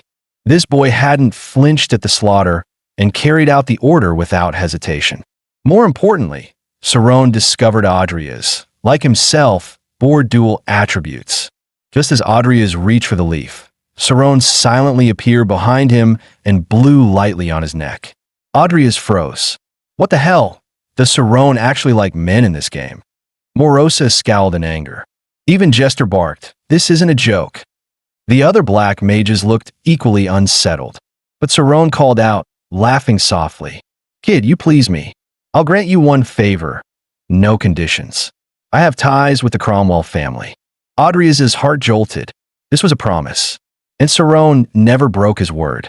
With his help, Audrey's realized he would need to reshape his plans. At that moment, Nies stepped out from the summoning space. All eyes locked onto the sloth leaf in his hand. Without a doubt, he was a true knight. The skeleton Audrey summoned made Karen uneasy. He had no idea where the boy had acquired such a powerful minion. Saron's gaze fixed on the sloth leaf. He hadn't expected this little skeleton to withstand its power. Audrey's was tense. One wrong move, and he'd die without a trace. But he forced himself to stay calm. He would gamble everything with these monsters. There could be no hesitation, no mistakes. The air turned deathly still. Audrey signaled for Nye to return. In an instant, Nye vanished before everyone's eyes. The crowd recoiled in shock at his decisiveness. At the same time, Audrey drew his long sword and pressed it against his own chest. The blade pierced skin, blood spilling. One push, and it would pierce his heart. The room went silent. The jester finally asked, "What are you doing?" "State your demands. We can talk." Audrey replied coldly, "I was the first to discover the leaf. My effort deserves recognition." The jester understood immediately. Meanwhile, Morosa secretly cast a spell, trying to restrain him from behind. But they had underestimated him. Both the sloth leaf and his skeleton lay in his summoning space. If he died, they would never obtain the complete codex. Audrey then shouted to Saron, "You promised to help me once. Then protect me now. My wound won't last much longer." Saron blinked, surprised at his recklessness. He sneered, "And if you're lying to me, what then?" Audrey's eyes hardened. "Then I die. In this insane world, I choose to be insane too." His words stunned the room. Saron stepped closer, grinning. "You're amusing. I told you to struggle. I didn't say to wager your life." Then he drew a staff, dark power flooding outward. It was a legendary weapon, the demon spear, serpent of evil. Saron declared coldly, "From this moment on, anyone who dares touch a Cromwell dies." The lowly was the first to raise her hand. "I won't touch him. This is getting interesting." Saron's grin widened. "And if any of you come after him later, I'll hunt you down myself." "Would you really oppose us all for one child?" someone challenged.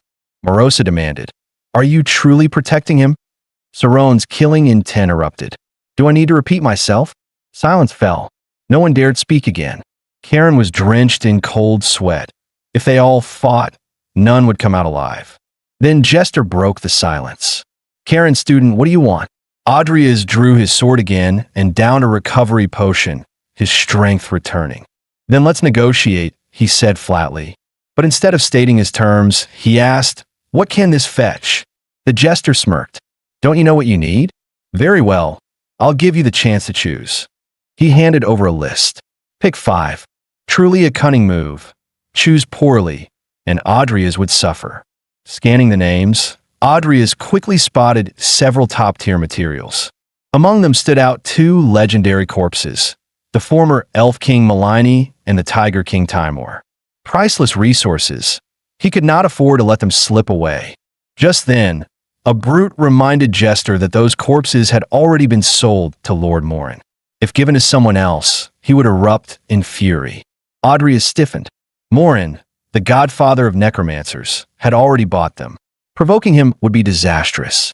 Damn it, did he have to give up? Suddenly, a voice cut through the hall. Everyone froze. It was Morin himself. All eyes turned to a fly, perched nearby. Everything here had been under his watch. He declared that Audrey's could take the corpses. Karen jumped up. Audrey's can't handle materials of that level. Morin replied coolly, "That's not your concern." Then he told Audrey's, "Everything on that list that belongs to me. You may have it." Audrey's was bewildered. Why was Morin favoring him? Still, he couldn't let the chance slip by. He bowed in thanks and moved on to select the remaining items. Karen seethed with regret. Had he carried the sloth leaf himself, all this fortune wouldn't have fallen into Audrey's hands. Soon, Audrey chose what he valued most. Blessing of the Moon, Orchid Silver Blossom, Elf's Tear, Root of Parade, and Kadunan's Treasure. Saron smirked. "There are better things." "You sure about these?" Audrey stowed them in his bag. They might not be the strongest, but they were perfect for his growth now. With them, he could brew 4 potent potions worth hundreds of millions. He even picked materials to treat Lucia's illness. Once done, Jester urged, "Now hand over the leaf." Audrey opened his storage once more. Jester snatched it up without hesitation. while Morosa stood ready to strike in case Adrias tried to retract. In that instant, Sarone flashed behind Adrias. Before anyone could react, he tore open the lair and whisked Adrias away. From their expressions, Adrias knew, even after surrendering the leaf, they would never have let him walk free. Sarone asked casually, naturally, "So where to? I'll take you somewhere safe." Adrias thought for a moment. "Back to the academy. It's the safest place." Sarone arched a brow. "Does Bart know you're a black mage? If he did, you'd already be dead." He sighed. "Fate is a curious thing." Adrias frowned. "What do you mean?" Sarone chuckled. "Like I told you before, struggle. Survive, and you'll understand everything." The scene shifted. Adrias was back in his dorm. He pondered what to do with the two corpses. Though they could strengthen Nya, his necromancy wasn't strong enough yet. He had to store them for now. The best path was to raise his summoning arts and turn them into true high-tier summons. Suddenly, he noticed a book in his bag. His eyes narrowed. He hadn't chosen any books. Had it always been hidden inside? He pulled it out. It was Morin's own grimoire, written by his hand. An advanced tome of black magic. Flipping through, Adrias found knowledge absent even in Karen's library. Why had Morin given this to him? If he mastered it, he might elevate the corpses he had gained into true high-grade summons. At that moment, Nye's status panel appeared. Skeleton Warrior. Evolution probability, 100%. It listed 66 possible evolution routes. Evolve now? Adrias's heart pounded. So it was the sloth leaf that had been blocking it. With a perfect chance before him, there was no reason to hesitate. Adrias observed Nya. Unlike vampires, he showed no suffering during evolution, perhaps because he was a skeleton. Suddenly, his dorm door was knocked. His heart tightened. Who could it be? He quickly stashed everything away, eyes fixed on the door. To his surprise, it was Lucia. From her expression, she clearly brought good news. The scene shifted. Sarone had appeared in Morin's residence. He posed a strange question. "You leaked information about Sloth to me because you needed someone to protect Adrias, didn't you?" Morin chuckled softly. "Isn't the answer obvious?" Sarone blinked, then burst out laughing. "You took great care of Cain, and now his son as well. Wasn't Cain betrayed by the Empire because of his ties to you?" Morin interrupted. "Do you know the origin of necromancy? It was born from the pursuit of immortality. More precisely, from the obsession to let the one you love remain by your side forever." Sarone looked utterly baffled. Morin smiled faintly. "You understand what I mean. Aside from Cain, it seems you have another connection to the Cromwell family. That secret won't be easy to pry from you." Then Morin asked, "What's your opinion of Adrias?" Sarone scoffed.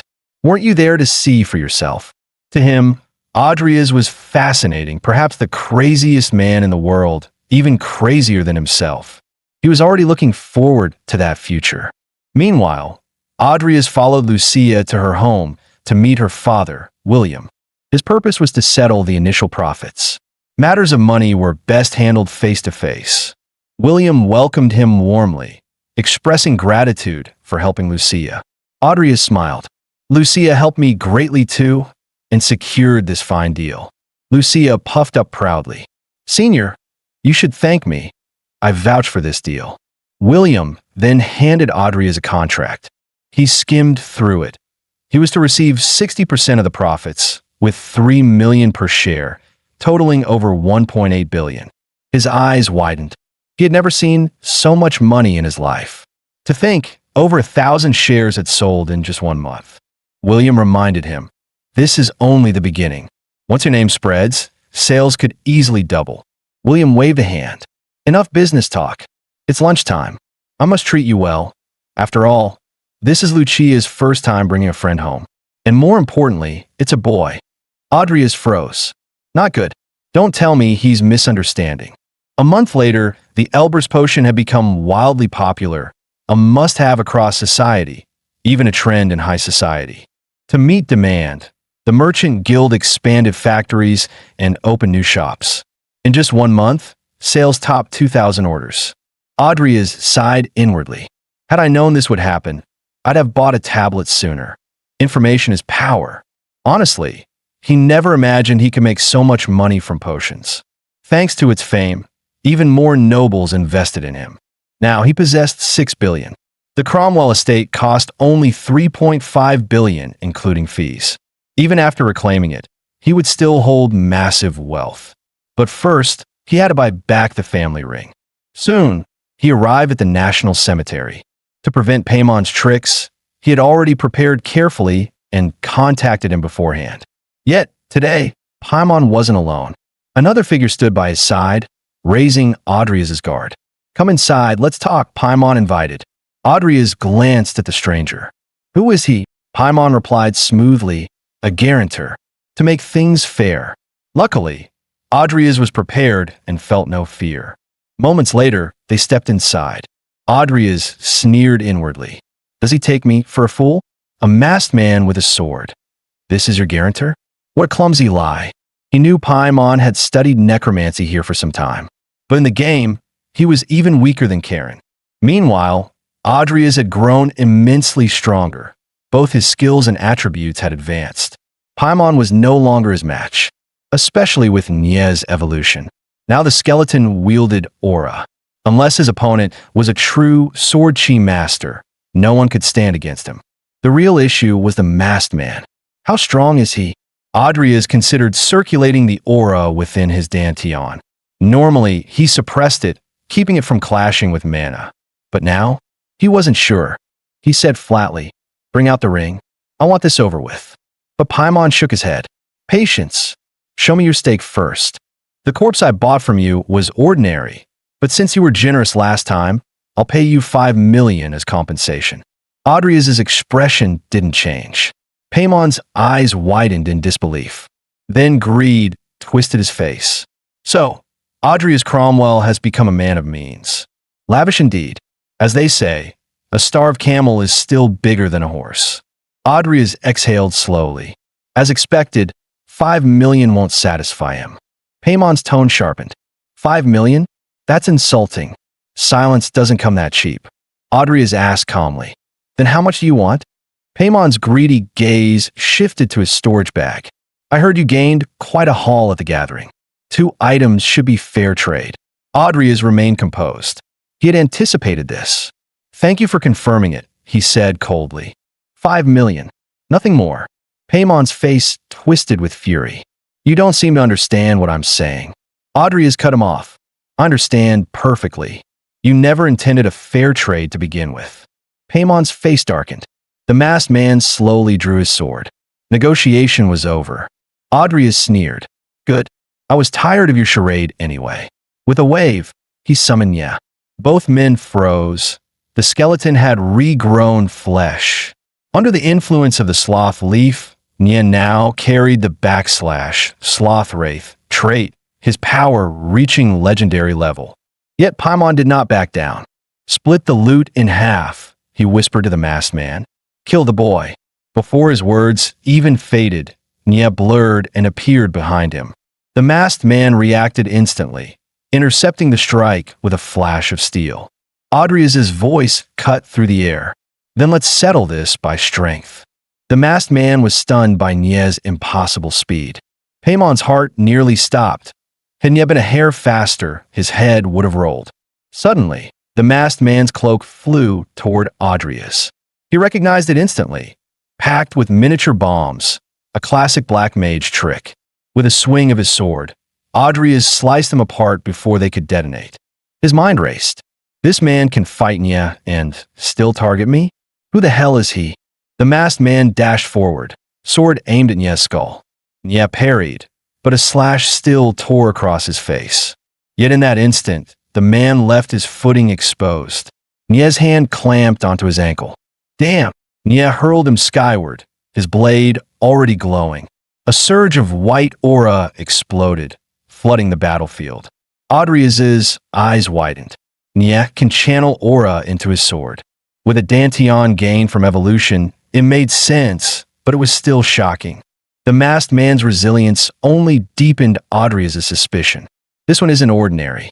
Who is he? With lightning speed, the man lunged again. Blades clashed, sparks filling the room. But slowly, wounds opened across his body. Nya surged forward, blade striking like thunder. The man countered with a sudden lunge, his sword piercing Nya's chest.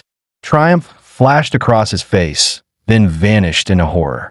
Nya's body ghosted through the blade. In a blink, he was in front of the man, his legs turning solid as he unleashed a crushing kick. The man was blasted through the window. Adrias looked out, yet the man did not fall. Paimon's undead had caught him. The masked man spat coldly. "If you want more, you'll have to work harder." Adrias cursed. Damn it. He used the distraction to summon undead. Paimon's eyes gleamed with greed. That skeleton is a treasure. Kill them, and everything is mine. His necromancy surged. An army of skeletons erupted from the ground. Even the corpses buried beneath clawed their way up, surrounding the entire house. Damn it, Adrias cursed. He signaled Nya to split their assault, kill Paimon, and the entire siege would collapse. As the skeleton army poured into the hut, he burst forward, breaking through their encirclement. They couldn't truly harm him, but constant attrition would wear him down. With a sharp breath, he conjured a jagged stone spike and hurled it, blasting open the front line. Not enough. I need a real breakthrough. Suddenly, skeletal archers loosed a volley at him from the shadows. He swung his blade in a sweeping arc, shattering every arrow midair. Exploiting their reload delay, he dashed in and cut them down in a single strike. Paimon scowled, disbelief twisting his features. Losing to a child? Impossible. Then cold steel kissed his neck. Nya had appeared right behind him, yet the masked man intercepted once more. His eyes narrowed. A skeleton wielding aura? Impossible. But Nya's instinct screamed danger. The swordsman was striking again. Boom! An explosion blasted Nya off his feet, hurling him against the wall. Adrias staggered, chest heaving. The skeletal swarm pressed harder, leaving him no chance to even drink a potion. The tide was turning against him. His stamina was nearly spent, and Nya's condition was uncertain. Distracted, he was slammed by another skeleton, his body going numb as though every muscle were being torn apart. Then a zombie skeleton spat corrosive bile, dissolving his cloak in seconds. Adrias clenched his teeth. I have to hold out until Nya returns, but can I? Suddenly, a massive shadow fell over him. He looked up. An elite skeletal warrior, axe raised high. Adrias barely blocked, the impact blasting him several meters back. His arms trembled. He could hardly withstand another strike. Desperate, he lashed out with a rising kick, knocking the axe from its grip. But the blow did no damage. Staggering back, his vision blurred. A lesser skeleton lunged, its skull smashing down on his head. A deafening roar rang in his ears. His consciousness began to fade. Am I dying here? To a mere skeleton? If I die, what will happen to Amy? What about Lucia's illness? And Vivian? I finally found a reason to live. I can't. I won't die here. Under the relentless assault, his aura flared violently, surging toward its critical limit. At that moment, a system prompt echoed. Through relentless training and life-or-death struggle, you've awakened Sword Chi. You can now channel aura. Thanks to his dual core trait, both mana and aura could now flow together. Adrias gripped his sword once more, the blade humming, and cleaved through a skeleton in a single strike. I have to go back to the place that belongs to me. As he cleared the battlefield, Nya had already slain the masked man and subdued Paimon. Adrias approached slowly, demanding the ring. Paimon forced a laugh. Put the sword away, we can talk. One man's already dead. Negotiations should be easier now. Adrias glanced at the corpse. No evidence could be left behind. He picked up the masked man's sword. It felt far more suitable than his own. Paimon still hadn't realized the situation, blinded by greed. Adria's gaze turned cold. With a swift stroke, he severed Paimon's arm. I'm done talking. Screaming, Paimon immediately revealed the ring's hiding place. But before Adrias could move, Paimon's body convulsed violently, choking as if poisoned. Moments later, he lay still. Adrias sighed inwardly.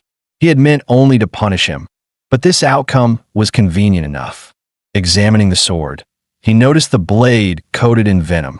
Deadly swordsmanship laced with poison. Who was this masked man? Suddenly, he recalled the name Paimon had uttered. Dan? Could be Brody Dan? If so, the mask itself was a treasure. Adrias lifted it off. The moment he wore it, his features transformed entirely into another man. The mask altered appearance completely, an artifact of disguise. That confirmed it. This was the infamous Brody Dan, the instigator of war in the game. In the future, he would be hired to kidnap the Northern Warlord's heir, sparking war between the North and the Empire. The conflict would engulf the entire continent, dragging Adrias into the chaos. But now, Adrias had slain him by chance, preventing the Great War. He murmured, Brody Dan, I'll make good use of this mask. He sent Nye to retrieve the ring while he cleaned the battlefield. The next day, headlines read, Necromancer Paimon and his hired swordsman killed in internal dispute. Adrias exhaled in relief. With the scene scrubbed, nothing would trace back to him. Soon after, he reclaimed the Cromwell estate, finally back in the hands of its true heir. He couldn't wait to see Amy's reaction. Suddenly, hands covered his eyes from behind, a playful voice giggling. Guess who? Adrias sighed. You're speaking out loud. What's there to guess? Lucia puffed her cheeks. So boring. Even when your cute junior visits, you don't react at all. She offered him fruit, and Adrias nodded his thanks. She clearly wasn't satisfied. What else could I say? He thought. She pressed him about his injuries. He lied, saying it was from overtraining against a strong sparring partner. Then the door burst open again. Vivian rushed in, face pale. Her expression was panicked. Seeing Adrias wounded, she froze in shock. Elf Master! Her voice trembled, eyes full of fear and worry. She darted forward, so fast even Lucia was stunned. Before Adrias could react, she threw herself into his arms. With a breaking voice, she confessed her deep concern. Adrias realized her path had diverged completely from the game's script. He gently reassured her, Don't worry. I'm fine.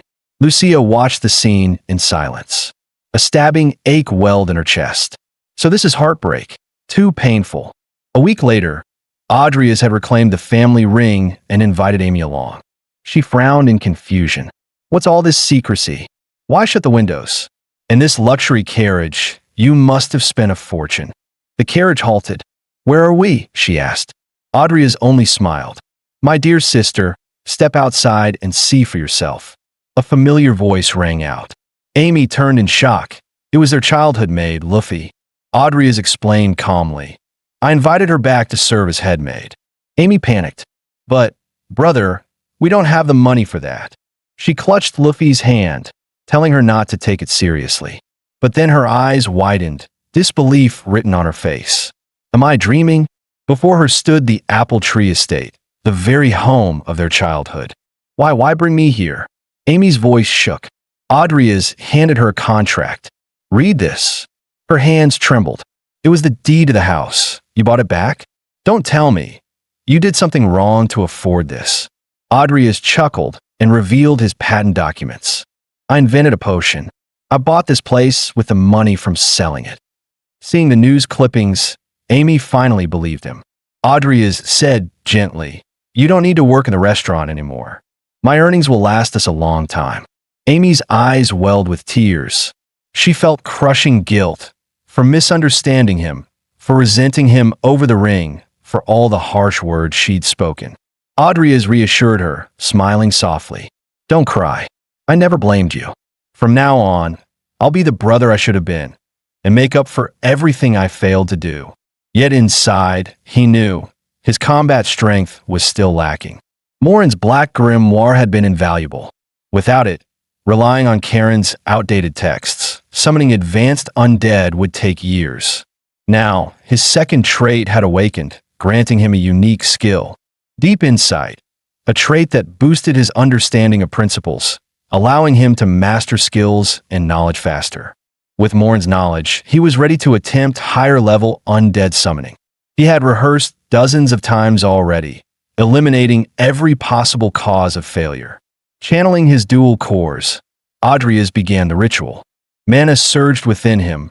Aura sustained his body. No more fear of collapse. Nya, too, was evolving. With his growth and Tamer's strength added in, Adria's power alone could rival a full battalion. A system prompt appeared. Summoned creatures' stats exceed the summoners. Stability decreased. Due to the Tiger King's traits in life, additional effects granted. As the ritual circle flared, the beast's eyes snapped open. Summon successful. Rank, legendary. Its sheer might forced an automatic evolution into an undead champion, nearly transcendent in level, regaining fragments of self-awareness and retaining 2 unique skills. The roar shook the air. Thankfully, Adrias had prepared a soundproof barrier, or the entire academy would have been alerted. He ordered coldly, "From this moment, you serve me." The Tiger King, Timur, bowed. With such a force, even Karen was no longer untouchable. Soon after, the final exams began, set upon the frozen peaks of Mt. Bipora. The examiner announced the rules. Theme, survival, and points. Students would spend 72 hours on the mountain, collecting hidden point markers. Bracelets would track their totals, and allow points to be stolen by defeating others.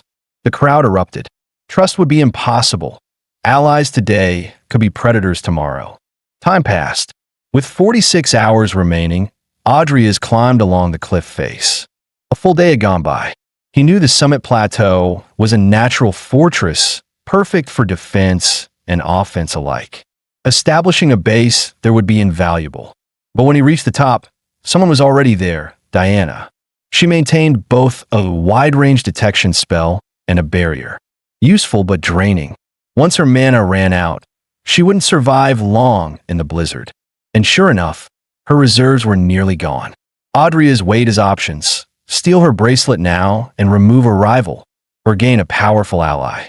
As he approached, Diana startled. He warned calmly, "Magic is convenient, but reckless use only dooms yourself." She glared. "You just wanted to let my guard down, so you can take my bracelet." Her spells still shimmered. But in the next moment, her mana sputtered out completely. Adrias sighed. "Told you this would happen. So here's my proposal." She quickly stepped back, save from a distance. Adrias shook his head. That old disdain for his name lingered. He removed his hat. "Let's form a team. Alone, you'll fall the moment something goes wrong. With a partner, you stand a chance."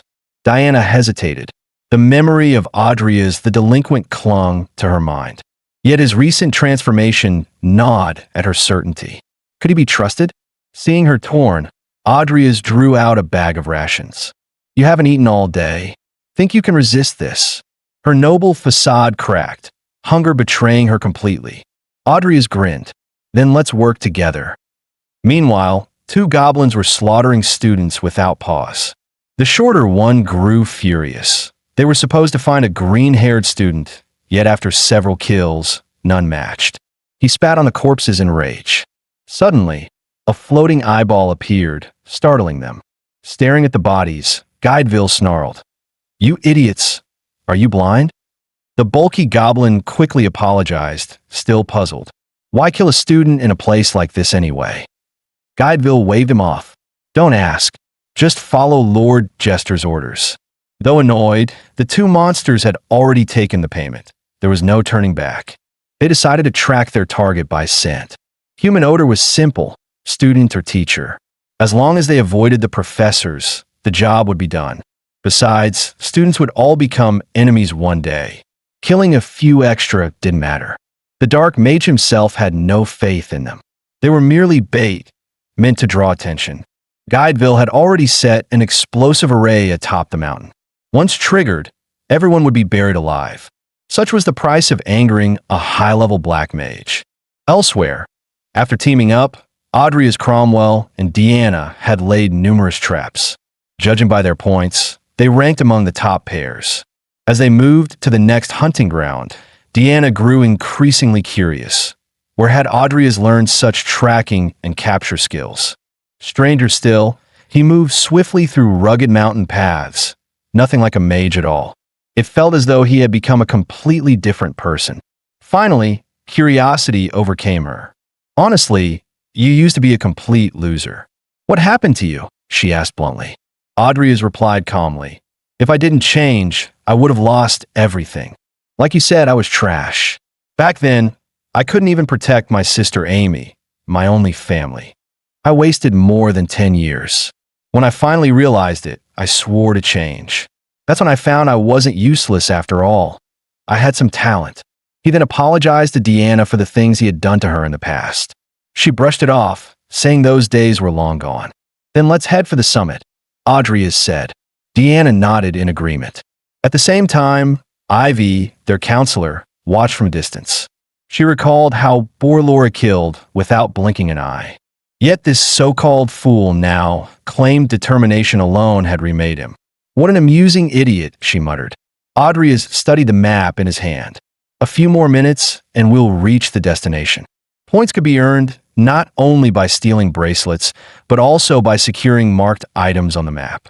If they ambushed those spots, they would inevitably encounter other students.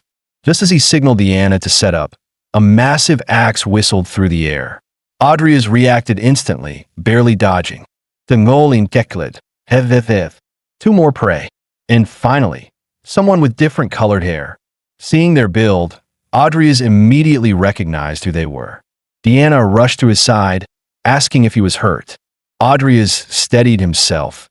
Though his eyes darkened, some of the students were still alive. Deanna froze in shock. Just what had happened here? The goblin's gaze snapped back to Audrey's. One pulled out a contract, sneering. Green hair, it's you. Audrey frowned in confusion. He had never dealt with barbarians. How could they possibly know him? The goblin sneered. That's right. We came for you. Made us wait long enough. He added, better get rid of that woman. If you really want to live, let the others go. We'll find somewhere more private to talk. Deanna snapped back. We should fight them together. But Audrey pointed to the wounded students on the ground. Someone has to take care of them until the instructors arrive. She still looked uneasy. They're killers, Audrey is. He answered firmly. Trust me, I can handle them. Hearing he meant to go with them, the goblins laughed bitterly. Do you think we're idiots? But when Audrey truly stepped forward, they burst into laughter. Perfect. Saves us the trouble of fighting in public. Too easy to draw the professor's eyes. In the blink of an eye, they had dragged him to a secluded canyon. If a battle broke out here, no one would notice. The goblins whispered about how to chop off his head. Let's finish this quickly. Once he's dead, we cut ties with that bastard. The brute growled, swinging his axe down. Audrey slipped aside, dodging with ease. Gra lunged in right after. But to Audrey's, that speed was nothing. He had trained under Nya for too long. The brute leapt high, axe slicing toward his neck. A sword flash split the air. The two goblins froze in shock. The massive axe had been cleaved in half with a single strike. Impossible. He's a mage. Audrey smirked coldly. Mantos. Gra, drop your prejudice. Mages can wield swords too. Their eyes widened. He knows our names? Audrey didn't waste time. Tell me which council member sent you, and I'll tell you what you want to know. Both goblins were stunned. Their target was far stronger than expected. Doesn't matter. You'll talk soon enough. Gra finally realized the trap. Guideville, you bastard. Hearing the name, Audrey pieced it together. It had to be that black mage. Perfect. They'd serve as practice. He gestured to Nya and the Tiger King nearby. If they try to run, kill them. Knowing there was no escape, the goblins made their last stand. Audrey decided to use them to sharpen his skills, blending battlefield combat with technique. Mantos' strength was monstrous, but Audrey had no need to meet him head-on. Gra thrust his dagger forward. Audrey blocked, twisted his arm, and the blade slipped free.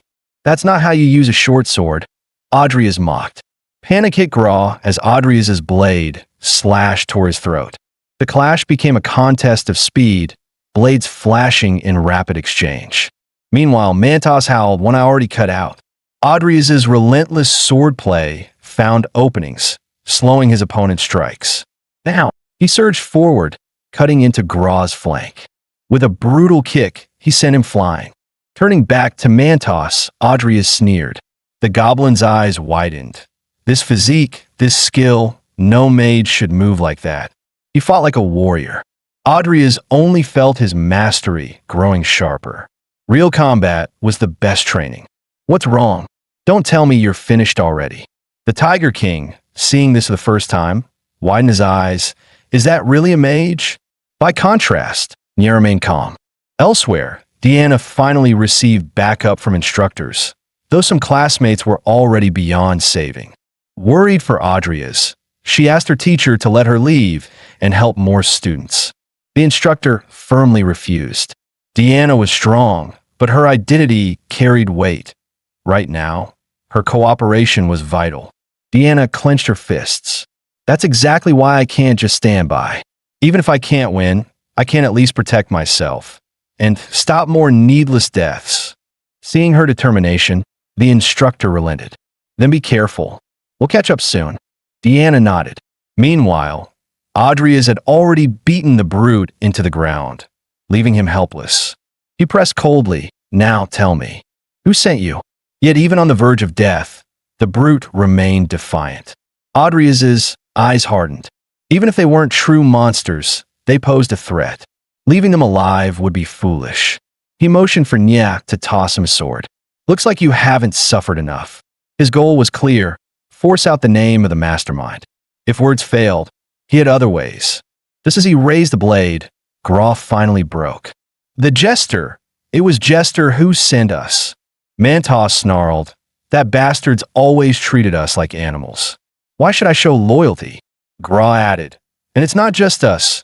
There are other dark mages involved. Adria stiffened. He had suspected someone from the council, but Jester? That was trouble. After all, Saron had already given a clear warning. No retaliation afterward. If Jester still dared to move, it meant he believed he could silence Adria's and escape unnoticed. The mass slaughter of students, likely their own cruel initiative. Where are they hiding? Adria's demanded. Gra shook his head. I don't know. Even dark mages won't openly oppose Rodarin. They won't show themselves. Maybe they plan to trigger a disaster, burying everyone here. Adria sneered. So that was it. The clown wanted to disguise it all as an accident, eliminate him, and walk away with an alibi, safe from both Saron and the academy. As Gra tried to slip away, Adria's voice cut cold. After butchering so many students, you think you can walk free? Even if I spare you, this mountain will not. The scene shifted. A lone figure trudged through the blizzard, finally reaching the summit. Yet Adria's was nowhere to be seen. Just then, Deanna felt something beneath her foot. She glanced down. A trap array. Damn it, an ambush! In the next instant, an attack streaked toward her. Fortunately, her shield was already up. She shouted coldly. Who are you to attack students of Rodron Academy? A voice sneered from the shadows. And what little rat dares intrude on our ritual ground? You no ordinary student, are you? Deanna readied herself for battle. So you planted these traps on purpose? Don't blame me for killing every last one of you. She began chanting, mana flaring violently, swelling into a blizzard around her. Guideville's eyes widened. Dual casting? She had fused blizzard and ice magic. Countless ice lances shot from her hands. One dark mage, too slow to raise a shield, was killed instantly. The others were shocked by her destructive power, but the spell drained her heavily. Impressive, such power at your age, one mocked. But you're still just a brat. He snatched up a nearby eyeball. Pressing it to his forehead, he grinned. Let's play a little game. At once, tentacles sprouted grotesquely from his skull. Within moments, his entire head was covered, his form twisting into a monster. Meanwhile, Ivy discovered the students slain by monsters. None were breathing. Then, a roar echoed across the snow. What the hell was that? Tentacles lashed furiously at Deanna. Weakened from her spell, her mana was nearly gone. Other dark mages slipped behind her for a sneak attack. Focused on the tentacles, she failed to notice until a spell slammed into her side. Her shield held barely. She was hurled several meters away. One mage against so many, it was too much. Guideville laughed triumphantly. I was right. You're just a child. That's your pride? adding another ugly head to your already ugly face.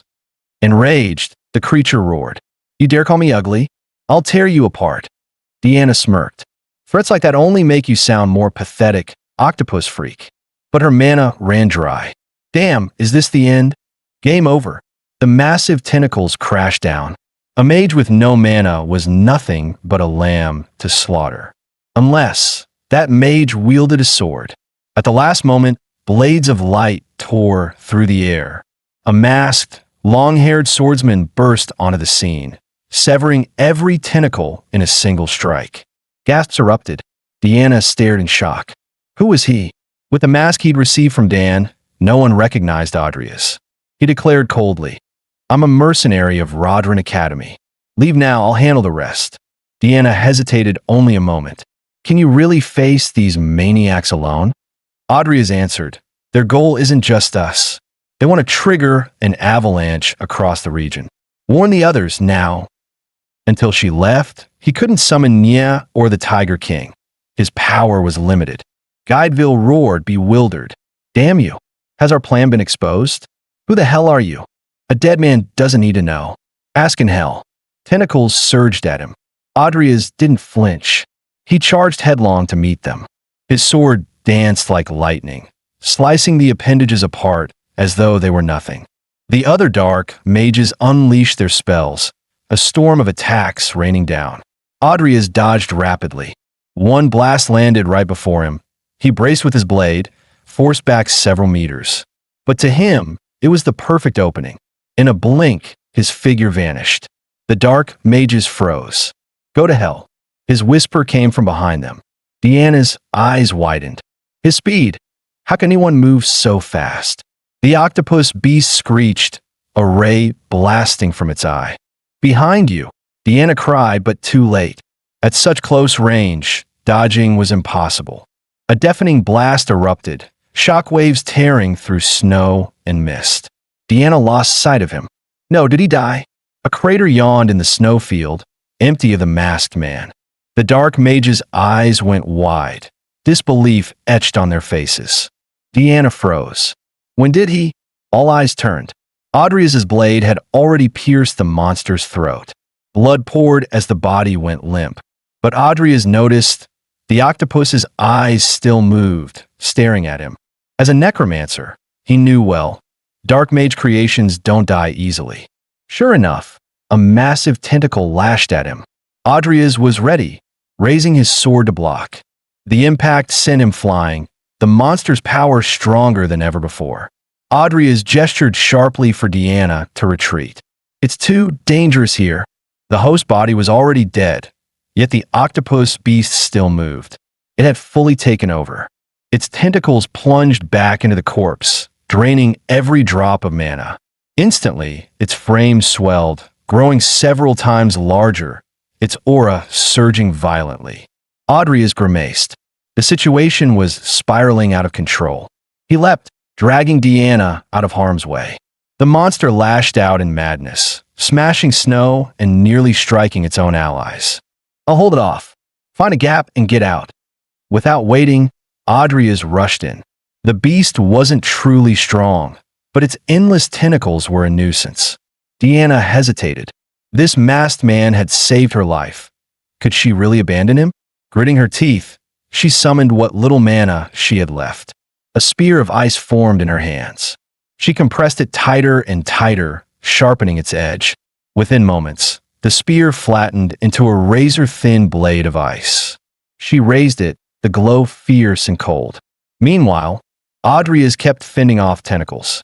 If only he could summon Nya and the Tiger King, this fight would already be over. Suddenly, he sensed a surge of power behind him. He turned. Deanna was still there, still stubborn, still defiant.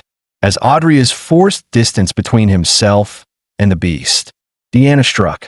Now, her spell shot forth, ice blades streaking toward the monster. The weapon tore straight through its body. The octopus beast shrieked as half its form was shredded away. Adrius saw its core exposed. The magic core. I have to destroy it. He lunged, but a tentacle lashed out, blocking him. TCH reckless. More tentacles whipped forward, walling him off. Then, without warning, the tendrils impaled the black mages behind it. They screamed, realizing too late they had only been pawns of the jester. Deanna gasped. It's killing its own? Audrey's voice was grim. It's draining their mana to recover. In moments, every mage was sucked dry. The beast's body twisted, sprouting bone spikes. Its wounds sealed shut, stronger than ever. Suddenly, icy energy wrapped around Audrey's, coating his sword, making it sharper, his body lighter. Deanna collapsed from the effort. Audrey's barked, "Enough! Leave now!" He surged forward, blade gleaming with frost. Bone spines erupted from the beast's flesh. Audrey's cursed. "Damn, ranged attacks!" The spines shot like arrows. He had to halt mid-charge. Before he could breathe, the tentacles came again. But the monster's bloated size slowed it. Audrey's dodged aside. He had to find a core. He dashed in close, blade carving a deep wound. Yet the gash healed instantly. Too shallow. Useless. Then, in a blur, the beast was cleaved clean in half, blood spraying the snow. Audrey's froze. "What the?" A figure slid her sword back into its sheath, chewing on jerky. "Ivy. Masked man, who are you?" Audrey's chest tightened. She was far more dangerous than the monster. She would soon be the youngest swordmaster in history. Ivy's eyes narrowed. "Don't tell me? Then I'll kill you and take the mask myself." At that moment, the mountain shook, a thunderous blast from above. Audrey's mind raced. The explosive array. If not destroyed, every student would perish. Ivy tensed, uncertain. Within breaths, the tremors grew stronger. Audrey is pressed. The mountain will blow any second. Deal with it. Then vanished into the shadows. Ivy cursed. Cunning bastard. If he was lying, she'd kill him later. But if he was right, stopping the explosion came first. She sprinted toward the summit. Audrey's, safely hidden nearby, removed his mask with sigh. Close call, knew she wouldn't chase me. And the array, if it's Ivy, she can handle it. Moments later, the mountain grew silent once more. Scene shift. An ancient city near the Tenira Strait. A mermaid and a bird lay bound within a summoning array. The jester himself, prepared to fuse them with undead essence. But his hands suddenly stilled. He sighed. When someone's watching, the polite thing is to announce yourself. Saron. Saron's voice rumbled back. Polite? You flatter yourself. If not for your foolishness, I wouldn't even bother. Jester feigned ignorance, eyes narrowing. In a heartbeat, Saron's killing intent erupted, his left hand morphing monstrously. Seems you've lived too long. I'll cremate you myself. Jester's heart pounded. Even several working together couldn't match Saron. He must want something. What do you want? Saron smirked, retracting the killing aura, raising a glass of wine. You already know. If you insist this disaster wasn't your doing, you'd already be a corpse. Lend me the sloth leaf for a week. Do that, and I'll let you walk away. Meanwhile, Audrey has returned safely to the academy. Rumors spread everywhere. The Dark Mage Guideville defeated by Assistant Professor Ivy Clare, the Alvin family's daughter saved by a masked stranger. The exam overseer was suspended. Bart himself had launched an investigation. This incident had become a scandal. Audrey is new. He had to stay low. Just then, a voice cut through his thoughts. You sure like hanging around the Knight Academy's training grounds. Imagine a mage in a place like this. Got any free time, loner wizard? Moments later, she led Audrey's into the training arena. A sudden tension gripped Andreas's heart. Has she already found out? You've already guessed why I came here, haven't you? Damn it. With Ivy's personality, one wrong word and she would cut him down without hesitation. Andreas gave a reluctant nod, admitting he roughly understood. That surprised Ivy, and the matter suddenly seemed much simpler. Sorry, but I'm not looking for a girlfriend. His words instantly enraged her. You damn brat. She snapped. Deanna told me about those two beastkin. How do you explain their disappearance? Andreas replied calmly. Just like I told the Bureau, I slipped away when they were distracted. Luckily, Deanna hadn't revealed that their true target was him from the start. Otherwise, he'd never talk his way out of it. Ivy sneered. Do you really think I buy that story? He thought grimly.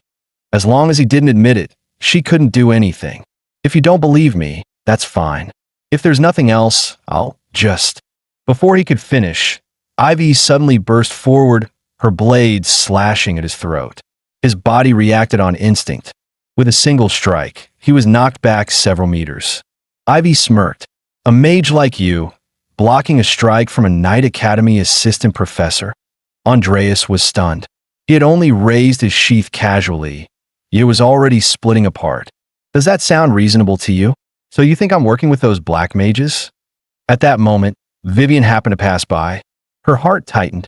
Could Andreas really be a black mage? Her instincts told her otherwise. Andreas shot back coldly. Every time a black mage case appears, you get paranoid. In the Balleric incident, you even arrested the mage who had restrained me. Still, Ivy couldn't dismiss her doubts. The masked man's figure was almost identical to Andreas's, the only difference being the voice. Andreas stood firm. I've already explained everything to the Bureau. Ivy pressed harder. Since that midterm exam, Vivian has changed completely. What exactly did you do to her? Hiding behind the wall, Vivian grew uneasy. Andreas had always denied saving her.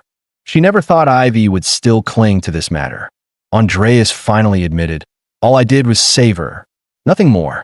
Vivian's heart eased instantly, her unease fading away. I knew it. Andreas is the elf gentleman. At that moment, a sharp voice cut her off. Ivy pointed her sword at Andreas. What a laughable lie. A bottom-ranked loser like you claims you can walk freely through a black magic barrier. Just as the tension peaked, Vivian broke the silence. I can prove it. That day, it really was Andreas who saved me. Ivy froze in surprise. She never expected Vivian, who rarely spoke to anyone, to vouch for him. With a snort, Ivy sheathed her blade. You're lucky this time. But don't think it's over. I'll be watching you, Andreas. Andreas simply thanked her. At least one thing had been confirmed, the elf gentleman. After the exam, he set off on his way home. To his dismay, Sarone suddenly appeared before him. One of the continent's strongest figures, showing up in public like this. It was reckless. Sarone scowled. Brat, I'm giving you a personal lesson. You're too weak. Everyone's hunting you down. We start now. Andreas could only sigh. He hadn't absorbed a single word. Sarone asked, you know the chi in your dantian and the mana in your heart are essentially the same, right? Andreas nodded. With dual cores, they could be converted, even used at the same time. That was how Sarone created his unique technique, transfer. Under his guidance, Andreas trained for just 10 minutes, and his mana to chi conversion speed more than doubled. For Sarone to invent such a method, it was incredible. Once Andreas had the basics, Sarone said, that's enough. Too many eyes here. Just as he was about to leave, Andreas suddenly thought of a question that had long troubled him. Do you know anything about my father and the Clemmel family? Sarone hesitated for a moment before speaking. Cain was once a disciple of old Morena. Andreas's heart jolted violently at the words. But Sarone offered no further explanation. The matter was too complicated. He turned and left, leaving Andreas in confusion. What puzzled him most was that neither in the game nor after arriving in this world had he ever realized Cain was a black mage. Perhaps by buying back the Clemmel estate, he could uncover some answers. Elsewhere, Amy was busy tidying up the house. The butler, Luffy, interrupted, saying, regarding the master's study, there may still be valuable items left behind. Miss Amy, you should inspect it first. Hearing this, Amy rose immediately. Perhaps she could find something her father had left behind. Standing at the doorway, she recalled playing hide-and-seek with her brother there, often scolded for making a mess. More than 10 years had passed in a blink. The door creaked open slowly. Inside was a clutter of items, all buried under thick dust from years of neglect. Suddenly, something caught her attention. She reached out and picked it up. It was a photo frame. Staring at the picture inside, Amy fell silent. By the time Andreas returned home, the study had already been cleaned. It looked as neat as ever, the important items still in their usual places, making a perfect spot for work. At that moment, his sister took out their childhood family portrait. Gazing at the photo, Andreas felt a strange sensation, as though the yearning it stirred didn't truly belong to him. The moment he touched the frame, a sudden flash of light burst before his eyes. Both siblings felt a surge of unease. At the same time, a violent tremor shook the room. Andreas stepped forward and discovered a hidden door. Clearly, the frame had triggered a concealed magic formation. And since it only activated when both of them touched it together, it meant whatever lay inside was either Kane's inheritance, or perhaps his will. Let's go in. If it's hidden this well, there must be something important inside. Andreas gestured for his sister to stay outside. It might be dangerous in there. But Amy, uneasy, insisted, we should go in together. He shook his head. There are magic devices here. For you, it's too dangerous. Amy realized she would only slow him down, so she simply urged, be careful, brother. To his surprise, inside was a vast underground chamber. A strange sensation swept over him. It was the aura of black magic items, the same feeling he had sensed from the Leaf of Sloth. He walked down the dim corridor. A bizarre tree came into view, surrounded by blooming flowers. As he drew closer, he recognized them, rare elf flowers. At that moment, a system prompt appeared.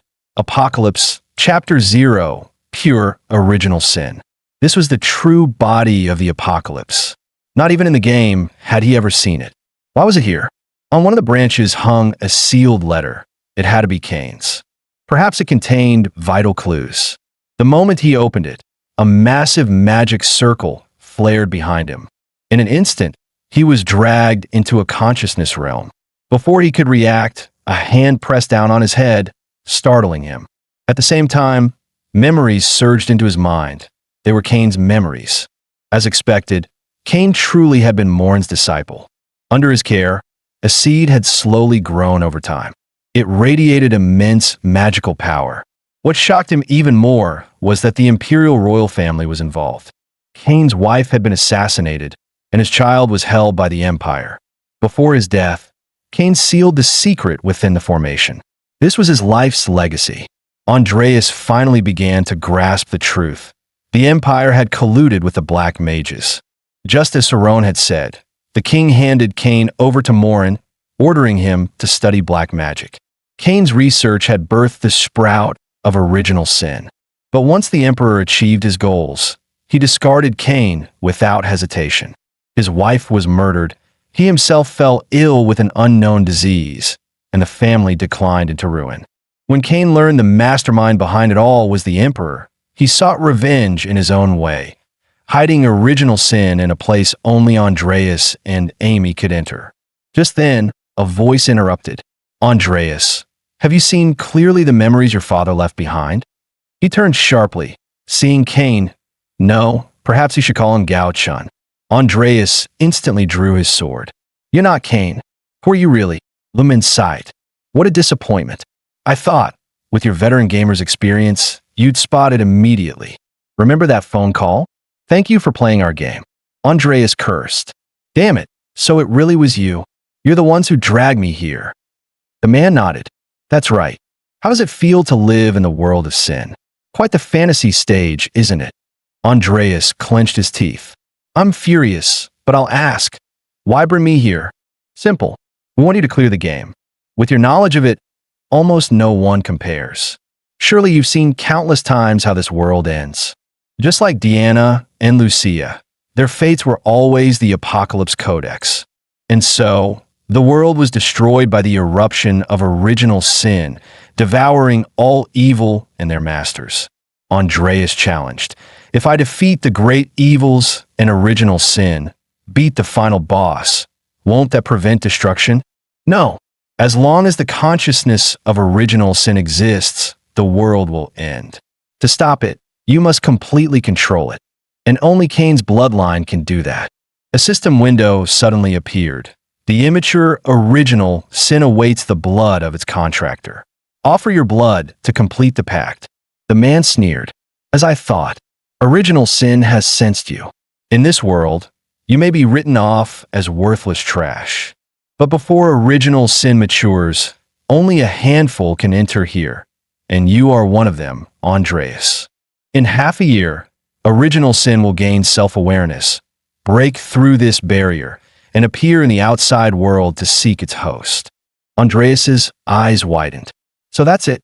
I was thrown into this useless role because Cain hid original sin, and only Amy and I can access it. Then what do I do now? Simple. Make a contract with it. Become its master. Feed its sin to tame it. Andreas's tone hardened. And the price? If I fail, as its host, I'll be devoured. The man nodded. Yes, it's unavoidable. But if you succeed, you and the world will survive. I'm sorry for forcing this on you, but there's no one else. Andreas fell silent, lost in thought. Then the man's voice softened. My son, if it's you, I believe you can do it. Take care of Amy. With that, his fading image vanished. Gazing at the original sin before him, Gao Chun wavered, but there was no other path. He removed his glove and slashed his palm with his sword. A chill struck him. This isn't like becoming an overpowered Ice Guy protagonist. If he died in the game, would reality vanish too? He didn't know. He could only face it head on, as his blood touched original sin. The next second, an overwhelming surge of energy erupted. Apocalypse, Chapter 0. The purest original sin now resided within the user's body. At the same time, Andreas's mana surged, and it would continue to grow as he grew. Over time, that mana would grow darker.